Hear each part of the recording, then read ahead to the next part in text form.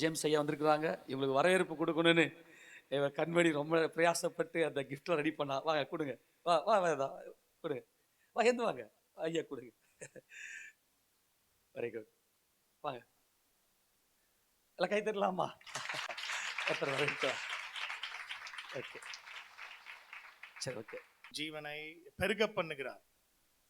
கர்த்தராகிய இயேசு கிறிஸ்துவை சிலுவையிலே நாம் நோக்கி பார்த்து இரத்தத்தினால் நாம் மீட்கப்பட்ட இடத்திலே மரணத்தின் வல்லமையிலிருந்து ஜீவன் நமக்குள்ளே வந்தது. நம்ம எல்லாரும் அந்த ஜீவனை அனுபவித்துக் கொண்டிருக்கிறோம். ஆனால் என்னைக்கு நீங்க ஞானஸ்தானம் எடுக்கிறீங்களோ அன்னைக்கு அவரோடு கூட சிலுவையில் அறையப்பட்டு மரித்து அடக்கம் பண்ணப்பட்டு புதிதான ஜீவனிலே நடந்து கொள்கை சொல்லப்பட்டு அந்த ஞானஸ்தானம் ஒரு கிருபை. அது நமக்குள்ள என்னத்தை கொடுக்குது? புதிதான ஜீவன். என்ன ஜீவன்?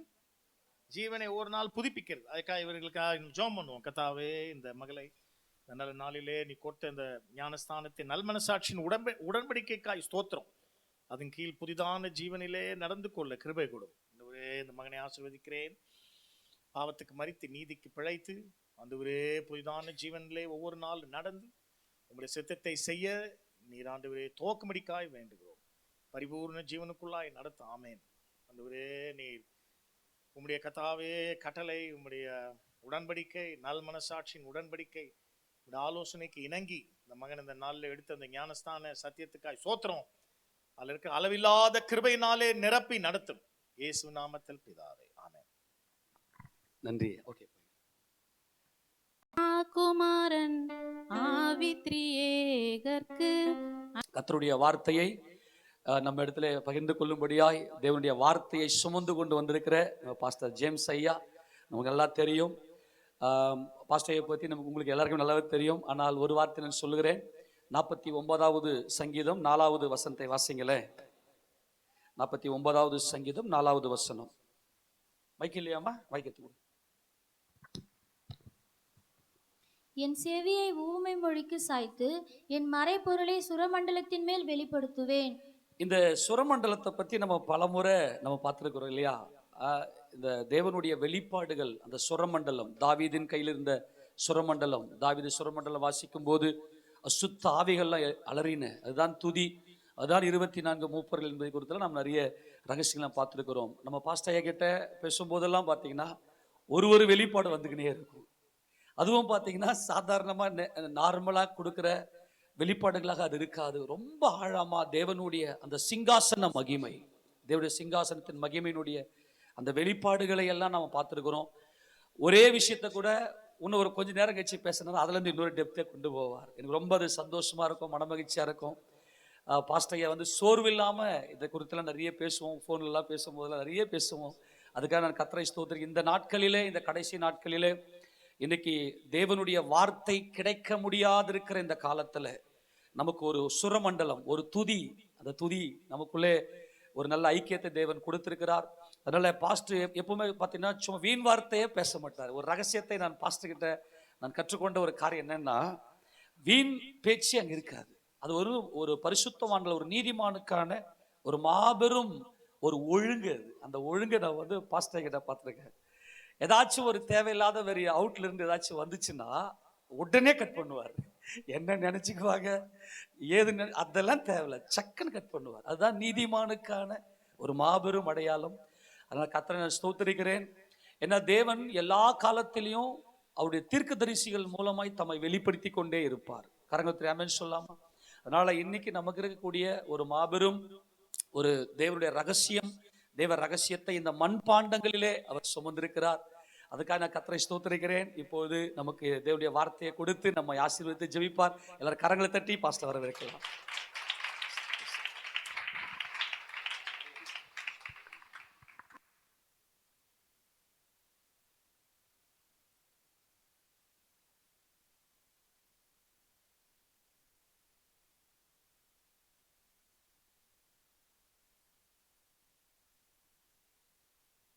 Praise the Lord. அல்லேலூயா. உங்களுடைய அன்புக்காக கர்த்தரை நான் ஸ்தோத்திரிக்கிறேன். உங்களுடைய விசுவாசம், உங்களுடைய நம்பிக்கை, உங்களுடைய அன்பு, இதெல்லாவற்றையும் நான் ஒவ்வொரு வாரமும் கேட்டு தெரிந்து கொள்வேன். உங்களுக்காக நாங்கள் தினந்தோறும் ஜெபிக்கிறோம், நினைவு கூறுகிறோம். உங்களுடைய பெயர் தான் தெரியாது, ஆனால் உங்க ஊழியத்துக்காக நாங்கள் தொடர்ந்து ஜெபித்து வருகிறோம். கர்த்தர் வருகின்ற நாட்களிலே உங்களை எல்லாரையும் அவருடைய மனவாட்டி என்ற அந்த தகுதியை கொடுத்து அவருடைய மீட்பின் அந்த நிறைவை உங்களுக்குள்ளே கொண்டு வருவாராக. அல்லேலூயா. இது 17வது ஆண்டு என்று எனக்கு தேவனுடைய ஊழியக்காரர் உங்களுடைய பாஸ்டர் சொன்னாங்க. 17 அதை குறித்து நான் 2 வாரம் முன்னாடி நான் பிரசங்கம் பண்ணேன். இந்த 17 என்பது மிக ஒரு அற்புதமான ஒரு வாக்குத்தத்தம், ஒரு இடம். அதுக்காக கர்த்தரை ஸ்தோத்திரிக்கிறேன். கவனமாய் கவனிக்குமாறு உங்களை கேட்டுக்கொள்கிறேன். தேவனுடைய வசனத்தை இன்றைக்கு உற்று நோக்கி கவனிக்கிற இடத்தில் ஜனங்கள் இல்லை. அப்படிப்பட்ட ஒரு பெரிய ஒரு கன நித்திரையின் ஆவி வந்து ஜனத்தை அமிழ்த்தி கழுத்து போட்டிருக்கிறது. ஆனால் நீங்கள்லாம் உற்சாகமாக இந்த பாடல்களை பாடி தேவனை மகிமைப்படுத்தி ஆவியிலே உள்ளான மனிதனிலே ஒரு புத்துணர்ச்சியை பெற்றிருக்கிறீர்கள். ஸோ அது ஒரு நிலத்தை உழுது வைப்பதற்கு ஒரு சமம். இப்போ விதைக்கும் போது நான் விசுவாசிக்கிறேன் அது உண்மையாகவே அது உங்களுக்குள்ள வேலை செய்யும், நிலைத்து இருக்கும் என்று. கர்த்தருக்கு ஸ்தோத்திரம். ஒரு வசனத்தை வாசிக்க கேளுங்களேன். உபாகமம் 33ஆம் அதிகாரம் 28ஆம் வசனத்தை வாசிக்க கேட்போம். 33:28. இஸ்ரவேல் சுகமாய் தனித்து வாசம் பண்ணுவான். யாக்கோபின் ஊற்றானது தானியமும் திராட்சரசமும் உள்ள தேசத்திலே இருக்கும். அவருடைய வானமும் பனியை பெய்யும். கர்த்தருக்கு ஸ்தோத்திரம். அவருடைய வானம் பனியை பெய்யும். பனி என்று சொல்லப்படுவது, மலை என்று சொல்லப்படுவது கர்த்தருடைய வசனத்தோடு உள்ள ஒரு வாக்கு தத்துவம். பனியை பெய்யும். இந்த 17ஆம் வருஷம், இது தோக்கம் தானே 17. ஓகே, இந்த 17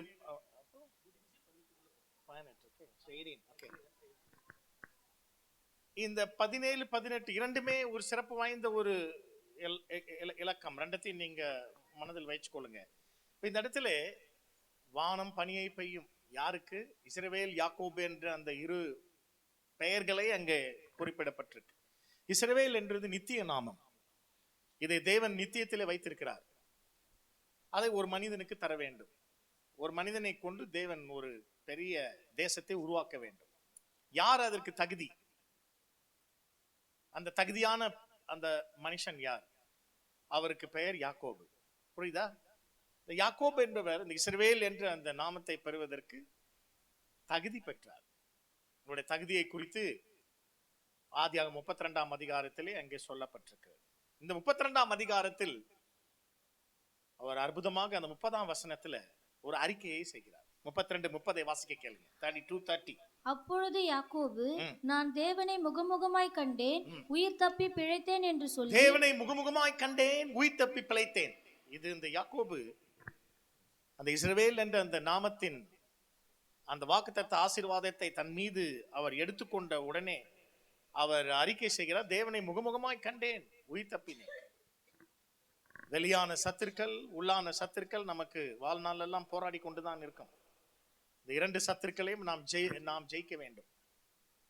வெளியில் இருக்கிற சத்துருக்களை, உள்ள இருக்கிற சத்துருக்களை நாம் ஜெயிக்க தேவன் நமக்கு வாக்குத்தத்த வல்லமைகளை கொடுத்திருக்கிறார். எப்படி ஜெயிக்கணும் என்ற அந்த முறைகளை தெரிந்து கொண்டு நாம் நல்ல போராட்டத்தை போராட வேண்டும். இங்க யாக்கோபு என்பவர் இஸ்ரவேல் என்ற நாமத்தை பெற்றுக்கிட்டார். பெற்றதுக்கு அப்புறம் ஒரு அறிக்கை செய்கிறார். என்ன அறிக்கை? ஐயோ, தேவனை முகமுகமாய் கண்டேன், உயிர் தப்பிழைத்தேன். இந்த தேவனை முகமுகமாய் கண்ட இந்த இடத்தில் பானீம் என்று அங்கே சொல்லப்பட்டிருக்கு. எபிரேய வார்த்தை பானீம், இன்னர்னஸ், இன்வர்ட்னஸ். உள்ளான பக்கத்திலே அவர் ஒரு பெரிய வெளிச்சத்தை அவர் பெற்றுக்கொள்கிறார். தேவனை பற்றிய உள்ளான வெளிச்சம். இந்த புதிய ஆண்டிலே 18 என்பது ஜீவன் என்பதற்கான இலக்கம். ஜீவவாசல் இல்லையா? 2 இருக்கு எபிரேய மொழியில, 2 வார்த்தை ஜீவனுக்கு. அந்த 2 இலக்கத்துல 18 ஒண்ணு இருக்கு, லைஃப். இன்னொரு இலக்கம் இருக்கு ஜீவனுக்கு. அது 4 முறை 17 அங்க பெருக்குனீங்கன்னா வரும். 4 times 17. அது என்ன இலக்கம்? 4 17 பெருக்குனீங்கன்னா ஒரு கூட்டுத்தொகை வரும். அதுவும் ஜீவன். 4 times 17. அப்ப இந்த 18 என்ற இந்த இடம் ஜீவ வாசல் என்பதோடு இணைந்து போது. என்னும் எழுத்தும் கண்ணென தகும்னு நம் பெரியவர்கள் சொன்னாங்க. எழுத்து என்பது ரொம்ப முக்கியம். எழுத்து தான் தேவனுடைய வசனத்தை உறுதிப்படுத்துகிறது. அதை அலங்காரப்படுத்துகிறது. என்ன செய்து? பியூட்டிஃபைஸ், அலங்காரப்படுத்துகிறது. நான் சொல்றதை கவனமா கவனித்து கொண்டு வாங்க. நம்முடைய வாக்குத்தத்தத்திலே இஸ்ரவேல் சுகமாய் தனியே வாசமாய் இருப்பான். இஸ்ரவேல் என்பது அவர் போராடி பெற்றுக்கொண்ட ஒரு வாக்குத்தத்தம். அந்த சுகமாய் என்கிற அந்த தமிழ் வார்த்தைக்கு எபிரேய மொழியில் பாதுகாப்பு என்று பொருள். செக்யூர்ட்லி, பாதுகாப்பாக தனியாய் வாசமாய் இருப்பான் என்பது எவ்வளவு பெரிய ஒரு வாக்குத்தத்தம். இந்த தனியாய் இருப்பதுதான் அவர்கள் மற்றவர்களை ஆசீர்வதிப்பதற்கான அடிப்படை கூறுகள். நீங்க தனியா சில நேரத்தில் விடப்படுவதை குறித்து கவலைப்படக்கூடாது. அது போராடி பெற்றுக்கொண்ட இஸ்ரவேலின் வாக்குத்தத்தத்தை நமக்குள்ளே கொண்டு வருவதற்காக தேவன் சில நேரங்களில் சில வேலைகளில் தலைமைப்படுத்துவார். ஐயோ, நான் தனிமை ஆயிட்டேன், நான் தனியா இருக்கேன், கவலைப்படக்கூடாது. யாக்கோபு தனித்திருந்த இடத்தில் தான் இஸ்ரவேல் என்ற அந்த நாமத்தை பெற்றுக்கொண்டார். தனித்து இருக்க நீங்க பழகணும். அண்ணாத்தோர லைப்ரரியில உட்காந்து படிப்பாராம், கன்னிமாரா லைப்ரரியில். அப்போ அவருக்கு பயங்கர பேச்சாளர் இல்லையா, one of the greatest speaker. அப்ப அவர்கிட்ட கேட்பாங்களா, உயர்வு வருவதற்கு என்ன செய்ய வேண்டும்? சொல்றான், பசித்திரு, தனித்திரு, விழித்திரு, பதவி வரும்னு வரும். எப்படி பார்த்தீங்களா?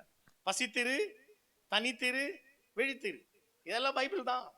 உபவாசம் பண்ணி இரு, பசித்திருன்னா உபவாசம் பண்ணு. தனித்திரு, தேவ சமூகத்திலே காத்திரு. விழித்திருனா வாட்ச்ஃபுல், கவனமா இரு. எப்படிப்பட்ட அது உதவி பதவி வரும்னு சொல்லிட்டு போனார். அவர்கள் சொன்னதெல்லாம் நம்முடைய இந்த அதனால்தான் இந்த மண் ரொம்ப ஆசீர்வதிக்கப்பட்டது. ஒரு சகோதரி ஊரெல்லாம் சுத்தி, உலகம் எல்லாம் சுத்தி பல ஆண்டு காலங்கள் அப்புறம் என்னை தேடி வந்தாங்க. அப்ப நான் சொன்னேன், சென்னை பட்டணம் தான் ஆவிக்குரிய தலைநகரம் உலகத்துக்கே, இங்க இருந்து போனா தான் நீ உருப்பிடுவ என்று நான் சொன்னேன். பல ஆராய்ச்சிகள் பண்ணி முடிவுக்கு என்கிட்ட சொன்னாங்க, நீ சொன்னது கரெக்டு தான், நான் சென்னையே பிடிக்காது, நான் பெங்களூர் போவேன், அங்க போவேன், சென்னையே பிடிக்காது. சொன்னேன், சென்னை தான் பேஸ், அங்கதான் உலக தலைநகரம் ஆவிக்குரிய, எருசலேமே தான் அப்படின்னு சொன்ன உடனே அவங்க இப்போ சென்னையிலே நான் என்னுடைய ஆவிக்குரிய வாழ்க்கையை துவங்குகிறேன், கர்த்தர் என்னை ஆசீர்வதிக்கணும், பொலிட்டிக்ஸ்ல என்டர் ஆகணும்னு போயிருக்கிறாங்க. தேவன் மகிமை உண்டாகட்டும். இஸ்ரவேல் என்ற அந்த தனித்துவமான வல்லமை வாய்ந்த வாக்குத்தத்தத்தை நீங்கள் பெற வேண்டும் என்றால், ஒரு இஸ்ரவேல் என்பது உனக்கு ஒப்பானவன் யார், நிகரானவன் யார் என்ற ஒரு மிகப்பெரிய வாக்குத்தத்தம். அதற்கு நீங்கள் தனியே என்ற அந்த இடத்திலே நீங்கள் இருக்க, இந்த 18வது இந்த ஆண்டுக்குள்ளே வந்திருக்க நீங்கள் அதிகமாக தனித்து இருக்கணும். நான்லாம் தனிச்சு தான் இருப்பேன். எனக்கு அது ஒரு பெரிய ஒரு சந்தோஷமா இருக்கும். கர்த்தருடைய வசனத்தை இரவும் பகலும் தியானம் பண்ணுவதற்கும், காலையில 4 மணிக்கு சோத்திர ஜெபம் ஆரம்பிச்சு 3:55க்கு நான் எழுந்திருப்பேன். அந்த 5 நிமிஷத்துல முகத்தெல்லாம் கழுவிட்டு அப்படியே உட்காந்து எல்லாரோடையும் நாங்க இணைந்து ஜெபத்தை முடிச்சு 5 மணிக்கெல்லாம் உட்காந்து பைபிளை வாசா 8 மணி வரைக்கும், 6, 7, 8 முன்னாடி ஒரு வாக்கிங் போவேன், அதெல்லாம் விட்டுட்டு சாயந்தரம் போறேன். காலையிலே உட்காந்து அந்த காலையில 8 மணி 9 மணி வரைக்கும் தேவனுடைய வசனத்தை நாம் தியானம் பண்ண, தனியா பண்றது, அதனுடைய வெளிச்சம் உங்களுக்கு அது பெரிய ஆசீர்வாதமா இந்த நாளிலே உங்களுக்கு நான் அதை கடத்துகிறேன். அதை நீங்க பெற்று அதை மற்றவர்களுக்கு கடத்தணும். புரியுதுங்களா? அனுபவித்தது தான் நாங்கள் பேசிக் கொண்டிருக்கிறோம். அப்ப தனித்திருப்பது என்ற இடத்திலே இஸ்ரவேல் பலன் அடைகிறது. ஜாதிகளோடு கலவாமல் தனித்தே வாசமா இருக்கிற ஜனம் என்று பிலேயாம் 4 தீர்க்க தரிசனத்தில் முதல் தீர்க்க தரிசனம் அதுதான். 24:9 சொல்றார், ஜாதிகளோடு கலவாமல் தனித்தே வாசமா இருக்கு. இப்படிப்பட்ட இடத்திலே நாம் இஸ்ரவேல் என்ற அந்த வாக்குத்தத்தம் வேண்டும், போராடி ஜெயம் பெற வேண்டும் என்றால் போயங்க ஒரு தனியா ஒரு இடத்தை பார்த்து உட்காந்து ஜெபம் பண்ணுங்க, தியானம் பண்ணுங்க, உபவாசம் பண்ணுங்க. அது ஒரு பக்கத்தின் ஆசீர்வாதம். செக்யூர்ட்லி, அங்கேதான் சுகமா என்ற வார்த்தைக்கு பேர் செக்யூர்ட்லி. செக்யூர்ட்னா பாதுகாப்பாய், அதை மனசுல வச்சுக்கொள்ளுங்க, பாதுகாப்பா இருப்பான். அதுக்கப்புறம் தான் யாக்கோபின் ஊற்றுக்கண் என்ற ஒரு வார்த்தை அங்கே சொல்லப்பட்டிருக்கு. 33, 24 2வது லைன் தான் யாக்கோபின் ஊற்றுக்கண். அது வாசிமாதே.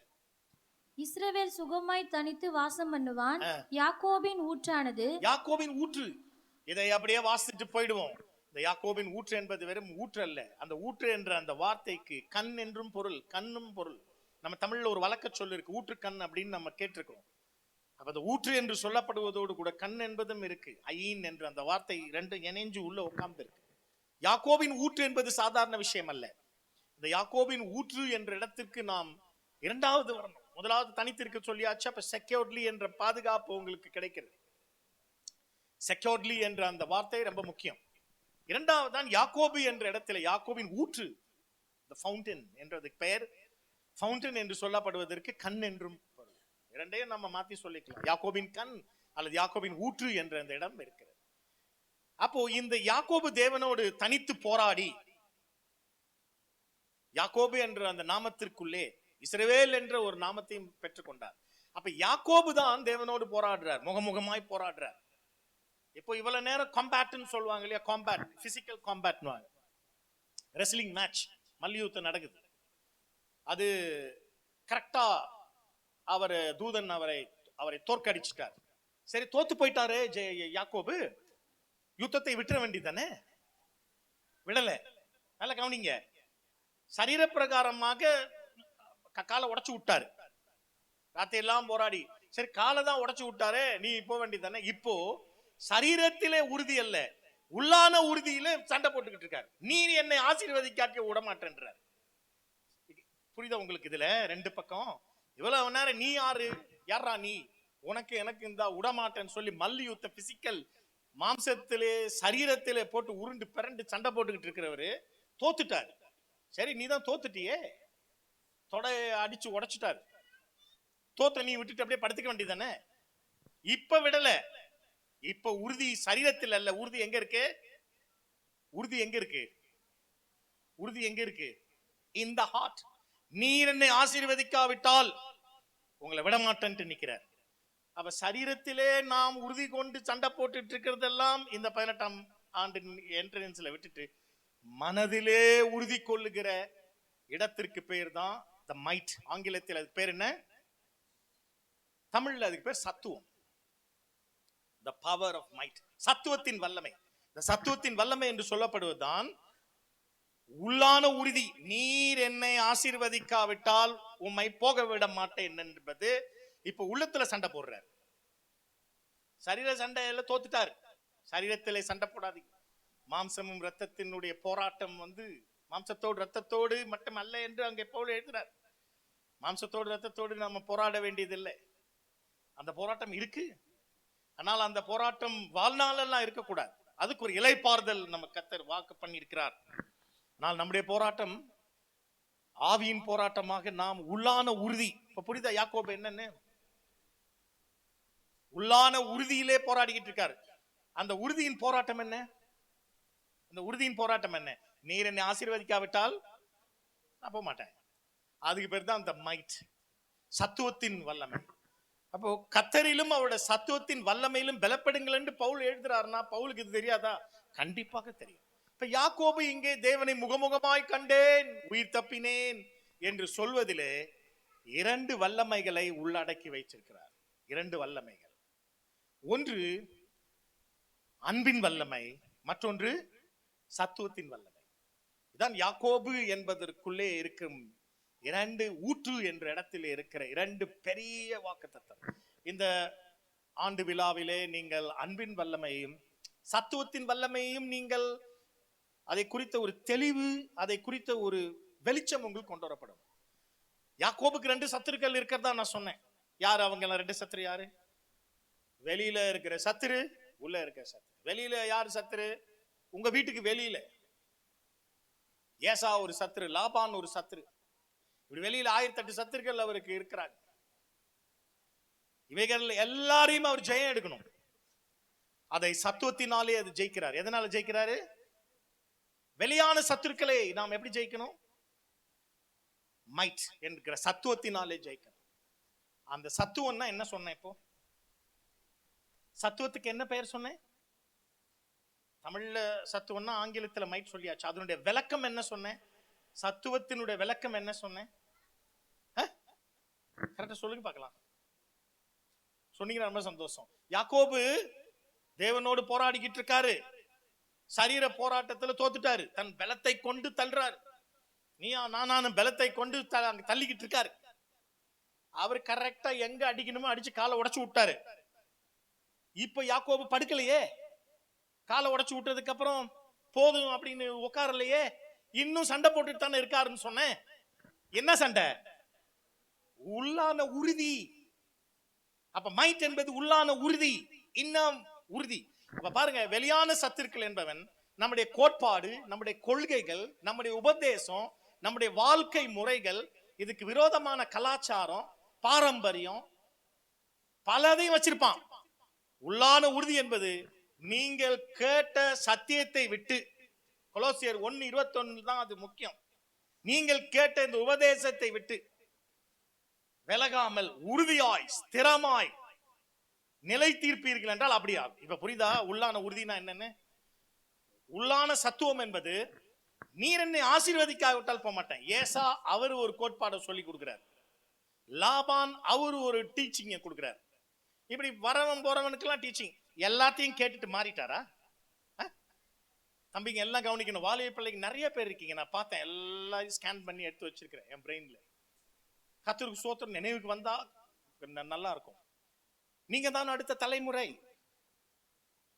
உங்களுக்காக தான் நாங்க இருக்கிறோம். நீங்கள் தான் எங்களுடைய பிள்ளைகள். உங்களை நாங்க ஸ்திரப்படுத்திட்டு போறதுல தான் எங்களுடைய வெற்றி இருக்கிறது. இதை உங்களுக்கு கடத்திட்டு போனோம் நாங்க. அந்த பாரம் எனக்கு எப்போதும் இருக்கு. இது உங்களுக்குள்ளே நாங்கள் கடத்தி சென்று போனோம். நீங்க நல்லா தெரிஞ்சுக்கணும், இந்த வயதிலே உள்ளான உறுதி யோசேப்புக்குள் இருக்கிறதை நீங்கள் பைபிள்ல நீங்க சண்டே ஸ்கூல்ல படிச்சிருக்கீங்க, சரியா? நான் சண்டே ஸ்கூல் டீச்சர்ஸ் கிட்ட பேசினேன், எப்படி போகுது சண்டே ஸ்கூல்லாம் அப்படின்னு கேட்டேன். ஆனா பைபிள் கேரக்டரே தெரியலண்ணே பிள்ளைங்களுக்கு.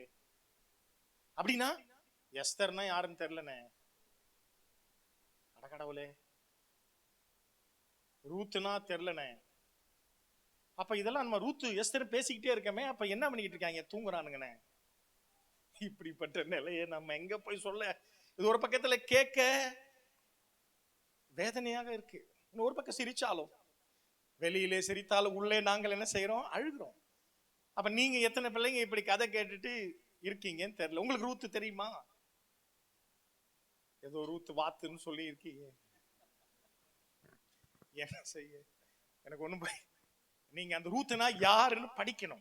சோ அதனால சண்டே ஸ்கூல் டீச்சர் என்ன சொன்னாங்க? கேரக்டர் குண பாத்திரங்களை நிறைய கத்துக் கொடுக்கணும்.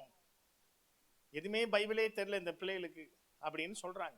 நீங்கள் உறுதி, உள்ளான உறுதி என்ற அந்த இடத்தில் யாக்கோபு, நீர் என்னை ஆசீர்வதிக்காவிட்டால் போக விட மாட்டேன் என்கிற அந்த உள்ளான உறுதியை, அந்த மைட் என்று சொல்லப்படுதா சத்துவம் என்பதுதான் உள்ளான உறுதி. சத்துவம் என்ன? சத்துவத்தின் வல்லமை என்றால் உள்ளான உறுதி. எதுக்கு உள்ளான உறுதி? நீங்கள் கேட்டமா வாசிடா அந்த வசனத்தை, கொலோசியர் 1:21-22 வாசி. முன்னே அந்நியராயும், முன்னே நீங்கள் அந்நியராயும், துர்க்கிரியைகளினால் மனதிலே சத்துருக்களாயும் இருந்த உங்களையும் பரிசுத்தராகவும் குற்றமற்றவர்கள் கண்டிக்கப்படாதவர்களாகவும் தமக்கு முன் நிறுத்தும்படியாக அவருடைய மாம்ச சரீரத்தில் அடைந்த மரணத்தினாலே இப்பொழுது ஒப்புரவாக்கினார். நீங்கள் கேட்ட சுவிசேஷத்தினால் உண்டாகும் நம்பிக்கையை விட்டு அசையாமல் ஸ்திரமாயும் உறுதியாயும் விசுவாசத்தினாலே நிலைத்திருப்பீர்கள். ஆனால் அப்படியாகும். அசையாமல் உறுதியாய் ஸ்திரமாய், இதுதான் சத்துவத்தின் வல்லமை. இந்த 17 முடிஞ்சு 18 சத்துவத்தின் வல்லமையை நீங்கள் பெற்று செல்ல வேண்டும். சத்துவத்தின் வல்லமை என்பது என்ன? அசையாமல் உறுதியாய் ஸ்திரமாய், அசையாமல் உறுதியாய் ஸ்திரமாய். இதைதான் யாக்கோபு, நீர் என்னை ஆசீர்வதிக்காவிட்டால் விடமாட்டேன் என்ன தெரியுமா? இந்த மார்க்கத்தினுடைய நுகத்தை நான் ஏற்றுக்கொள்கிறேன். என்னது? ஆபிரகாமினுடைய கோட்பாடுகளை ஏற்றுக்கொள்கிறேன். இந்த விசுவாச கோட்பாடுகளை என் மீது நான் எடுத்துக்கொள்கிறேன். அதற்கு நீ உள்ளான உறுதியை தர வேண்டும், தராவிட்டால் நான் விடமாட்டேன். புரியுதா உங்களுக்கு? பிள்ளைகள் எல்லாம் உறுதியை கேளுங்க. உள்ளான உறுதியை, உள்ளான தெளிவு, உள்ளான கர்த்தருக்காக நாம் உறுதி பூண்டு நிக்கணும். யார் நிக்கிற? நான் நிற்பேன், நிக்கணும். அதுதாங்க கதாபாத்திரம் ரூத்து. அதான் யாரு? ரூத்து சாதாரண பெண் அல்ல. ரூத்து மோவாப் தேசத்தின் இளவரசி என்று வேத வல்லுநர்கள் சொல்கிறாங்க, சேஜஸ் சொல்றாங்க. பிரின்சஸ், மோவாப் நாட்டு பிரின்சஸ். இவன் ரூத் மாமியார் பேர் என்ன? நகோமி. பிள்ளைகள்லாம் கூட்டி, புருஷன் பிள்ளைகள்லாம் கூட்டிக்கிட்டு பஞ்ச காலத்துல நிறைய காசு அவங்களுக்கு. அதனால ஒரு டிக்கெட்டை போட்டு, சரி பஞ்சம் முடிகிற வரைக்கும் நம்ம கொஞ்சம் வெளிநாட்டுல போய் இருப்போம், அமெரிக்கால போய் இருப்போம்னு கிளம்பி போயிட்டாங்க. எல்லாம் பேங்க் எல்லாம் டெபாசிட்லாம் அன்னைக்கு அப்படியே மாத்தி விட்டுக்கிட்டு, அங்க போன இடத்துல அங்க அழகான பெண்கள்லாம் இருந்ததை பார்த்து பிள்ளைகளுக்கு எங்கேயே பொண்ணு எடுத்துடலாம் போல் இருக்கேன்ட்டு எடுத்து கன்வெர்ட் பண்ணிடலாம், கன்வர்ஷன் என்று மனம் மாத்திடலாம் சொல்லி கல்யாணத்தை பண்ணி வச்சிச்சு. தான் 2 பிள்ளைகளுக்கு அங்க இருக்கிற மோவாபினுடைய 2 மருமகளை எடுத்தாங்க. மூத்தவ பேர் என்ன? ஓர்பா. இளையவ பேர் என்ன? ரூத்து.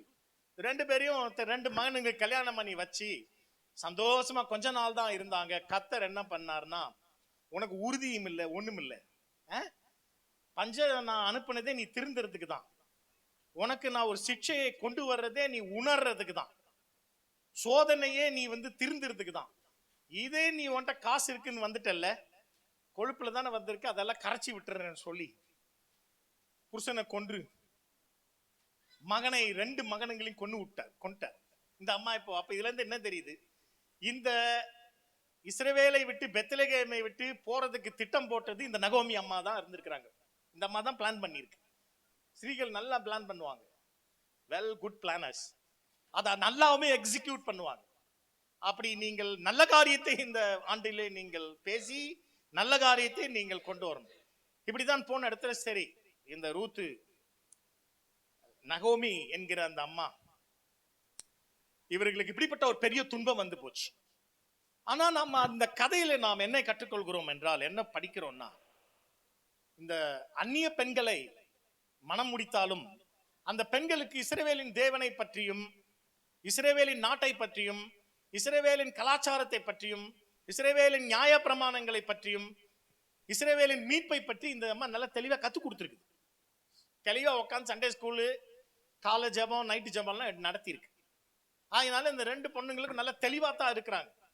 இப்போ இந்த அம்மா சொல்றாங்க, இனி நான் இங்க இருக்க முடியாது, எல்லாத்தையும் இழந்துட்டேன், என் ஊர் பக்கமா போறேன், அங்க பெத்லகேம்ல அறுவடை காலம் நடக்குது, நான் கிளம்பி போறேம்மா.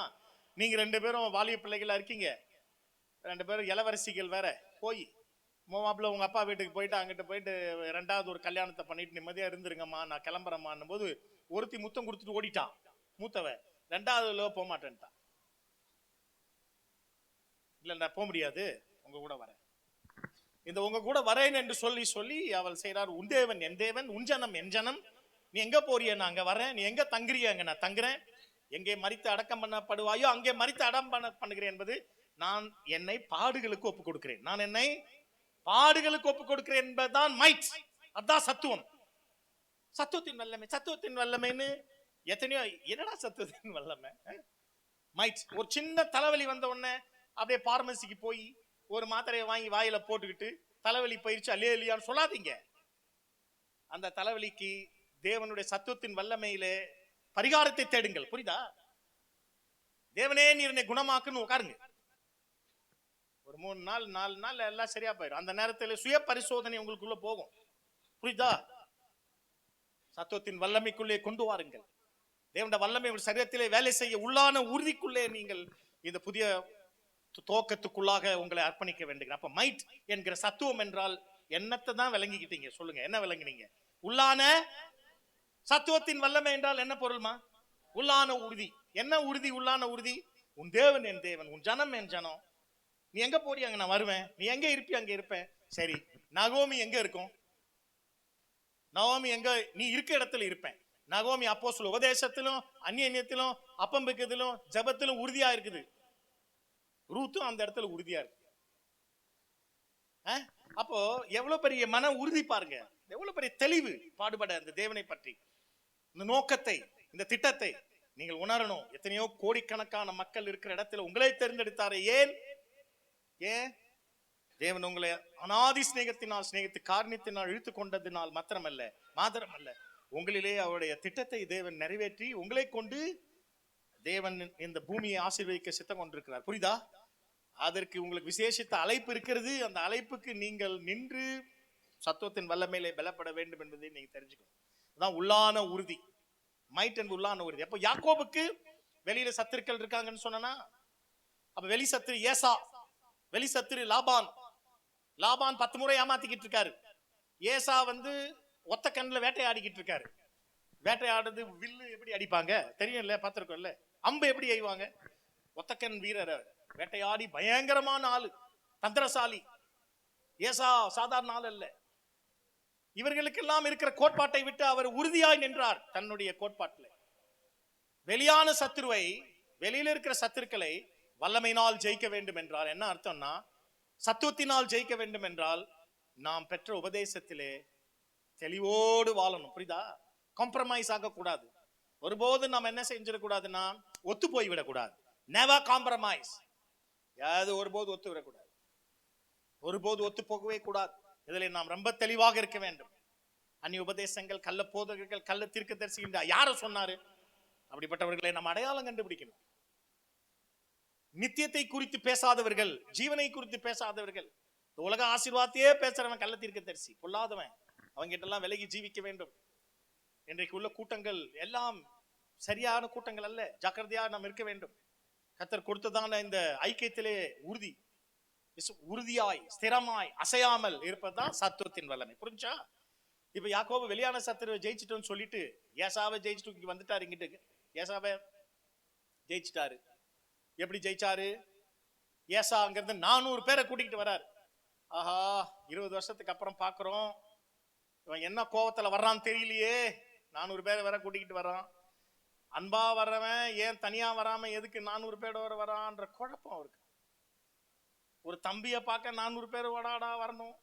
400 பேர் யோசிச்சு பாருங்க, இன்னைக்குள்ள அரசியல்வாதி எப்படி வருவாங்க. 400 கார்ல வருவான். ஐயோ, சரு சருன்னு வரும் இல்லையா? எவ்வளவு பயமா இருக்காதா? தூசியை கிளப்பிக்கிட்டு அந்த வண்டி எல்லாம் வந்தா ரவுடி பசங்க எப்படி வருவாங்கன்னு தெரியாதா? வண்டி அப்படி ஓட்டிக்கிட்டு வரானுங்க. புல்லட் ரவுடிகள் யூஸ் பண்ற ஒரு காலத்துல வண்டி புல்லட். இப்ப எல்லாம் அதை யூஸ் பண்ணி அதுக்கு மதிப்பு இல்லாம போயிடுச்சு. நாங்க ஒரு காலம் தப்பா எடுத்துக்க இவனை கேட்டு நம்மள வேற ஒரு ஸ்கார்பியோ, அந்த காலத்துல ஸ்கார்பியோ வச்சிருந்தாலே கெத்து. ரவுடிகள்லாம் ஸ்கார்பியோல தான் வருவாங்க. அரசியல் ரவுடியும் மற்ற பொறுக்கிகளும் எல்லாம் அதுதான் வர்றது. இன்னைக்கு அந்த வண்டியை காணோம். இன்னைக்கு எந்த ட்ரெண்ட், எந்த வண்டி ட்ரெண்ட் நான் பாக்குற ஒன்னையும் காணோம். எது ட்ரெண்ட்ல இருக்காடா? ஏதாவது எந்த வண்டி? கிறிஸ்டா ரவுடிகள் வண்டியா? கிறிஸ்டா தான். இப்ப அந்த கிறிஸ்டா வச்சிருக்காங்க போல் இருக்கு. இப்படி 400 பேரோட சும்மா வந்திருப்பான். இவருக்கு ஒரே பயம், எப்படா வரான்னு கேட்டு வரா. என்னத்துக்கு இப்படி 400 பேரோட வரான் என்று தேவனிடத்திலே ஜெபித்துக் கொண்டிருக்கிறார். ஆனா இங்கே ஒரு விஷயத்தை சொல்லிட்டாரு. தேவனே உன் முகத்தை கண்டது, தேவனுடைய முகத்தை கண்டேன், உயிர் தப்பினேன் என்பதிலே என்ன இருக்கு? அதில் 2 ஆசீர்வாதங்களை பெற்றுக்கொண்டார். சத்துவத்தின் வல்லமை, இன்னொன்னு என்ன? அன்பின் வல்லமை. தேவனை முகமுகமாய் கண்டதில் சத்துவத்தின் வல்லமையும் அன்பின் வல்லமையும் தனக்குள்ளே பெற்றுக்கொண்டபடினால் யார் முகத்தை வேணா இப்ப அவர் பார்க்கலாம். என்ன செய்யலாம்? கொஞ்ச நேரம் யார் முகத்தை வேணுமானால் பார்க்கலாம். தேவனுடைய முகத்தை அன்பிலும் வல்லமையிலும் நீங்கள் தரிசிப்பீர்கள் என்றால் யாருடைய முகத்தை வேணாலும் நீங்க பார்க்கலாம். இப்ப ஏசாக இருந்து கிளப்பிக்கிட்டு வர்றாரு. 33ஆம் அதிகாரம் 10ஆம் வசனம். ஆதியாகமம். எனக்கு வேர்க்கல, ஒரு ஈ தான் ஒண்ணு பிரச்சனை பண்ணு. அதுதான் ஏன் தெரியல, அந்த ஒய் தட் ஈன்னு தெரியல. அங்க உட்கார்ந்து இருக்கும்போது அதை என்ன அட்டாக் பண்ணல, பட் நவ இங்க பிரீச்சிங் டைம்ல அதை அட்டாக் பண்ணல. ஓகே, இல்லமா போதுனா. ஓகே, வாசி 33:10. அதற்கு யாக்கோபு, அப்படியல்ல, உம்முடைய கண்களில் எனக்கு தயவு கிடைத்ததேயானால் என் வெகுமகதிகளை என் கையிலிருந்து ஏற்றுக்கொள்ளும். நீர் என்மேல் பிரியமானீர். நான் உம்முடைய முகத்தை கண்டதும் தேவனுடைய முகத்தை கண்டது போல் இருக்கிறது. உம்முடைய முகத்தை கண்டது தேவனுடைய முகத்தை போல் கண்டது என்று சொல்லிட்டார். சொன்ன உடனே 2 பேர் கட்டி பிடிச்சி முத்தம் கொடுத்து பரிசை வாங்கிட்டு அவர் வாட்டி கிளம்பி போயிட்டார். இப்போ அவருடைய பேச்சிலே ஒரு வல்லமை இருக்கிறது. யார் பேச்சிலே? யாக்கோபுடைய பேச்சிலே. சத்துருக்கள் இறங்குகிறார்கள். என் சத்துருக்களை எனக்கு நீ சிநேகிதர் ஆக்கினபடினால் நீர் என் மேல் பிரியமா இருக்கிறேன் என்று அறிகிறேன் என்று ஒரு சங்கீதத்தில் ஒரு வசனம் இருக்கு. சங்கீதத்தில் வசனம் இருக்கு. சத்துருக்கள் என் மீது ஜெயங்கொள்ளாதபடினால் நீர் என் மீது பிரியமா இருக்கிறேன் என்று அறிகிறேன். அப்ப இந்த இடத்துல முகமுகமாய் முகத்தை கண்டு தேவனுடைய முகத்தை கண்டது போல் இருக்கு என்பது அன்பின் வல்லமையினாலே ஏசாவை ஜெயிச்சிட்டார். ஏசாவை எப்படி ஜெயிக்கிறார்? இப்போ அன்பின் வல்லமையினால் முதல்ல ஜெயிக்கிறார்.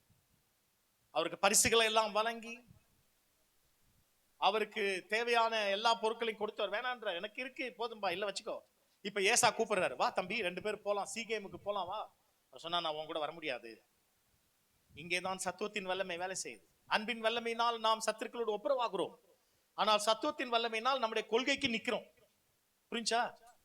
அன்பின் வல்லமையினாலே நாம் சத்துருக்களோடு ஒப்புரவாகி கொள்கிறோம், சத்துருக்களை மன்னிக்கிறோம். பகைஞர் இல்லை நமக்கு. ஒண்ணு பகை இருக்கணும், இல்லைன்னா பகைஞன் இருக்கணும், இல்லைன்னா நம்ம இருக்கணும். நம்ம இருக்கணும், எதிரி இருக்கணும். இப்படிப்பட்ட குழப்பத்தில் வாழக்கூடாது. தெளிவாக நாம் இருக்க வேண்டும். பகைஞன், பகை அழிக்கப்படணும், இல்லைன்னா பகைஞன் அழிக்கப்படணும். இதுதான் கோட்பாடு. ஏசா அன்பினாலே ஜெயிச்சிட்டார் தன்னுடைய சகோதரனை. இப்ப சகோதரன் கூப்பிடுறார், வா தம்பி நம்ம சீகேமுக்கு போவோம். அவர் சொன்னார், நான் வரலன்னா என் பிள்ளைகளும் என் ஆடு மாடுகளும் ஃபீபிள் என்றால் ரொம்ப பலகீனமா இருக்கு. நான் என்னுடைய சத்துவத்திற்கு ஏற்றபடி நான் வருகிறேன், என்னுடைய வல்லமைக்கு ஏற்றபடி வருகிறேன் என்று நின்றுட்டார். நாம் கூட எல்லாரும் கூப்பிடுறது இடத்துக்கெல்லாம் போகக்கூடாது. ஒப்புரவாயிட்டோம், எதிரியோடு பாஸ்ட் போய் எல்லாரோடைய அன்பா ஒப்புரவாகுன்றாரு. நான் போய் என்னுடைய சொந்த பந்தங்களோடு ஒப்புரவாயிட்டு அவங்க கூட போய் இப்போ விருந்து, கல்யாணம், கலாச்சாரம் எல்லாத்துக்கும் போய் சுத்தி அடிச்சுட்டு வர்றேன்னு போக கூடாது. ஒப்புரவாக சொன்னதுக்கா இந்த பிரச்சனையை பண்ணுவீங்க? நீங்க போய் உங்களுடைய எதிரியோட போய் ஒப்புரவாங்க. அப்படித்தான் ஒருத்தன் வந்து மிலிட்டரியில சொல்லியிருக்கலாம், ஐயா நான் போய் எதிரியை பிடிச்சிட்டு வரேன். கமாண்டர் சொல்லியிருக்கிறார், போகாத இரு. இல்ல நான் போய் கூட்டிட்டு வந்துடுறேன். சரி, நீ வாட்டி கிளம்பி எதிரியுடைய கேம்பஸ்குள்ள போயிட்டு காலையில இருந்து சாயங்காலம் வரைக்கும் வரல. அப்ப இவரு வயர்லெஸ்ல கான்டாக்ட் பண்ணியிருக்கிறார், எங்க இருக்கிற? போனியா? ஆமா, நான் எதிரி கேம்புக்கு வந்துட்டேன். எதிரியை பாத்தியா? பாத்துட்டேன். கூட்டிட்டு வா. வரமாட்டான். நீ வா, விட மாட்டான். சொல்லி முடிஞ்சு.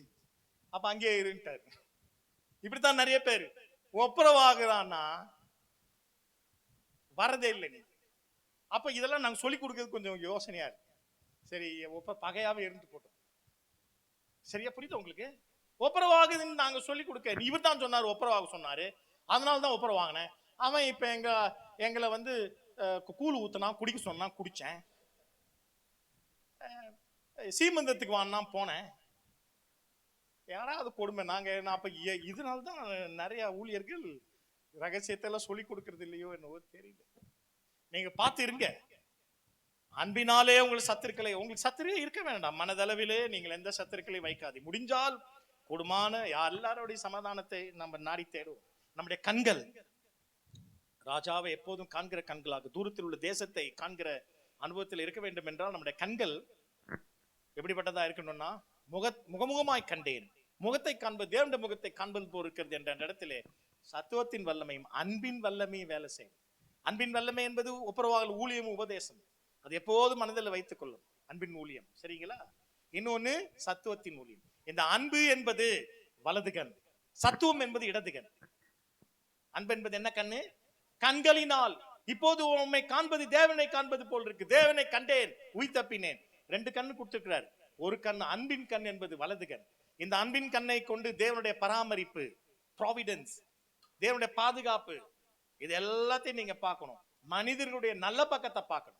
அன்பின் கண்ணை கொண்டு மனிதர்களுடைய எண்ணத்தை பார்க்கணும், the good side of man. இடது கண் என்பது சத்துவத்தின் கண். இதை கொண்டு நீங்களே ஒரு முடிவுக்கு வந்துட்டீங்க. அப்போ இடது கண்ணை வச்சு மற்றவனுடைய கெட்டத்தை பார்க்கணும். அப்படியா? அப்படி கிடையாது. இடது கண்ணை வைத்து உங்களுடைய கெட்டத்தை பாருங்க. இடது கண்ணை வச்சு என்ன செய்யணும்? உங்களுக்குள்ள இருக்கிற கெட்டதை பார்க்கணும். வலது கண்ணை வைத்து இவருடைய நல்லதை நாம் பார்க்கணும். இடது கண்ணை வைத்து எனக்கு இருக்கிற கெட்டதை பார்க்கணும். இன்னைக்கு நம்ம என்ன சொல்றோம்?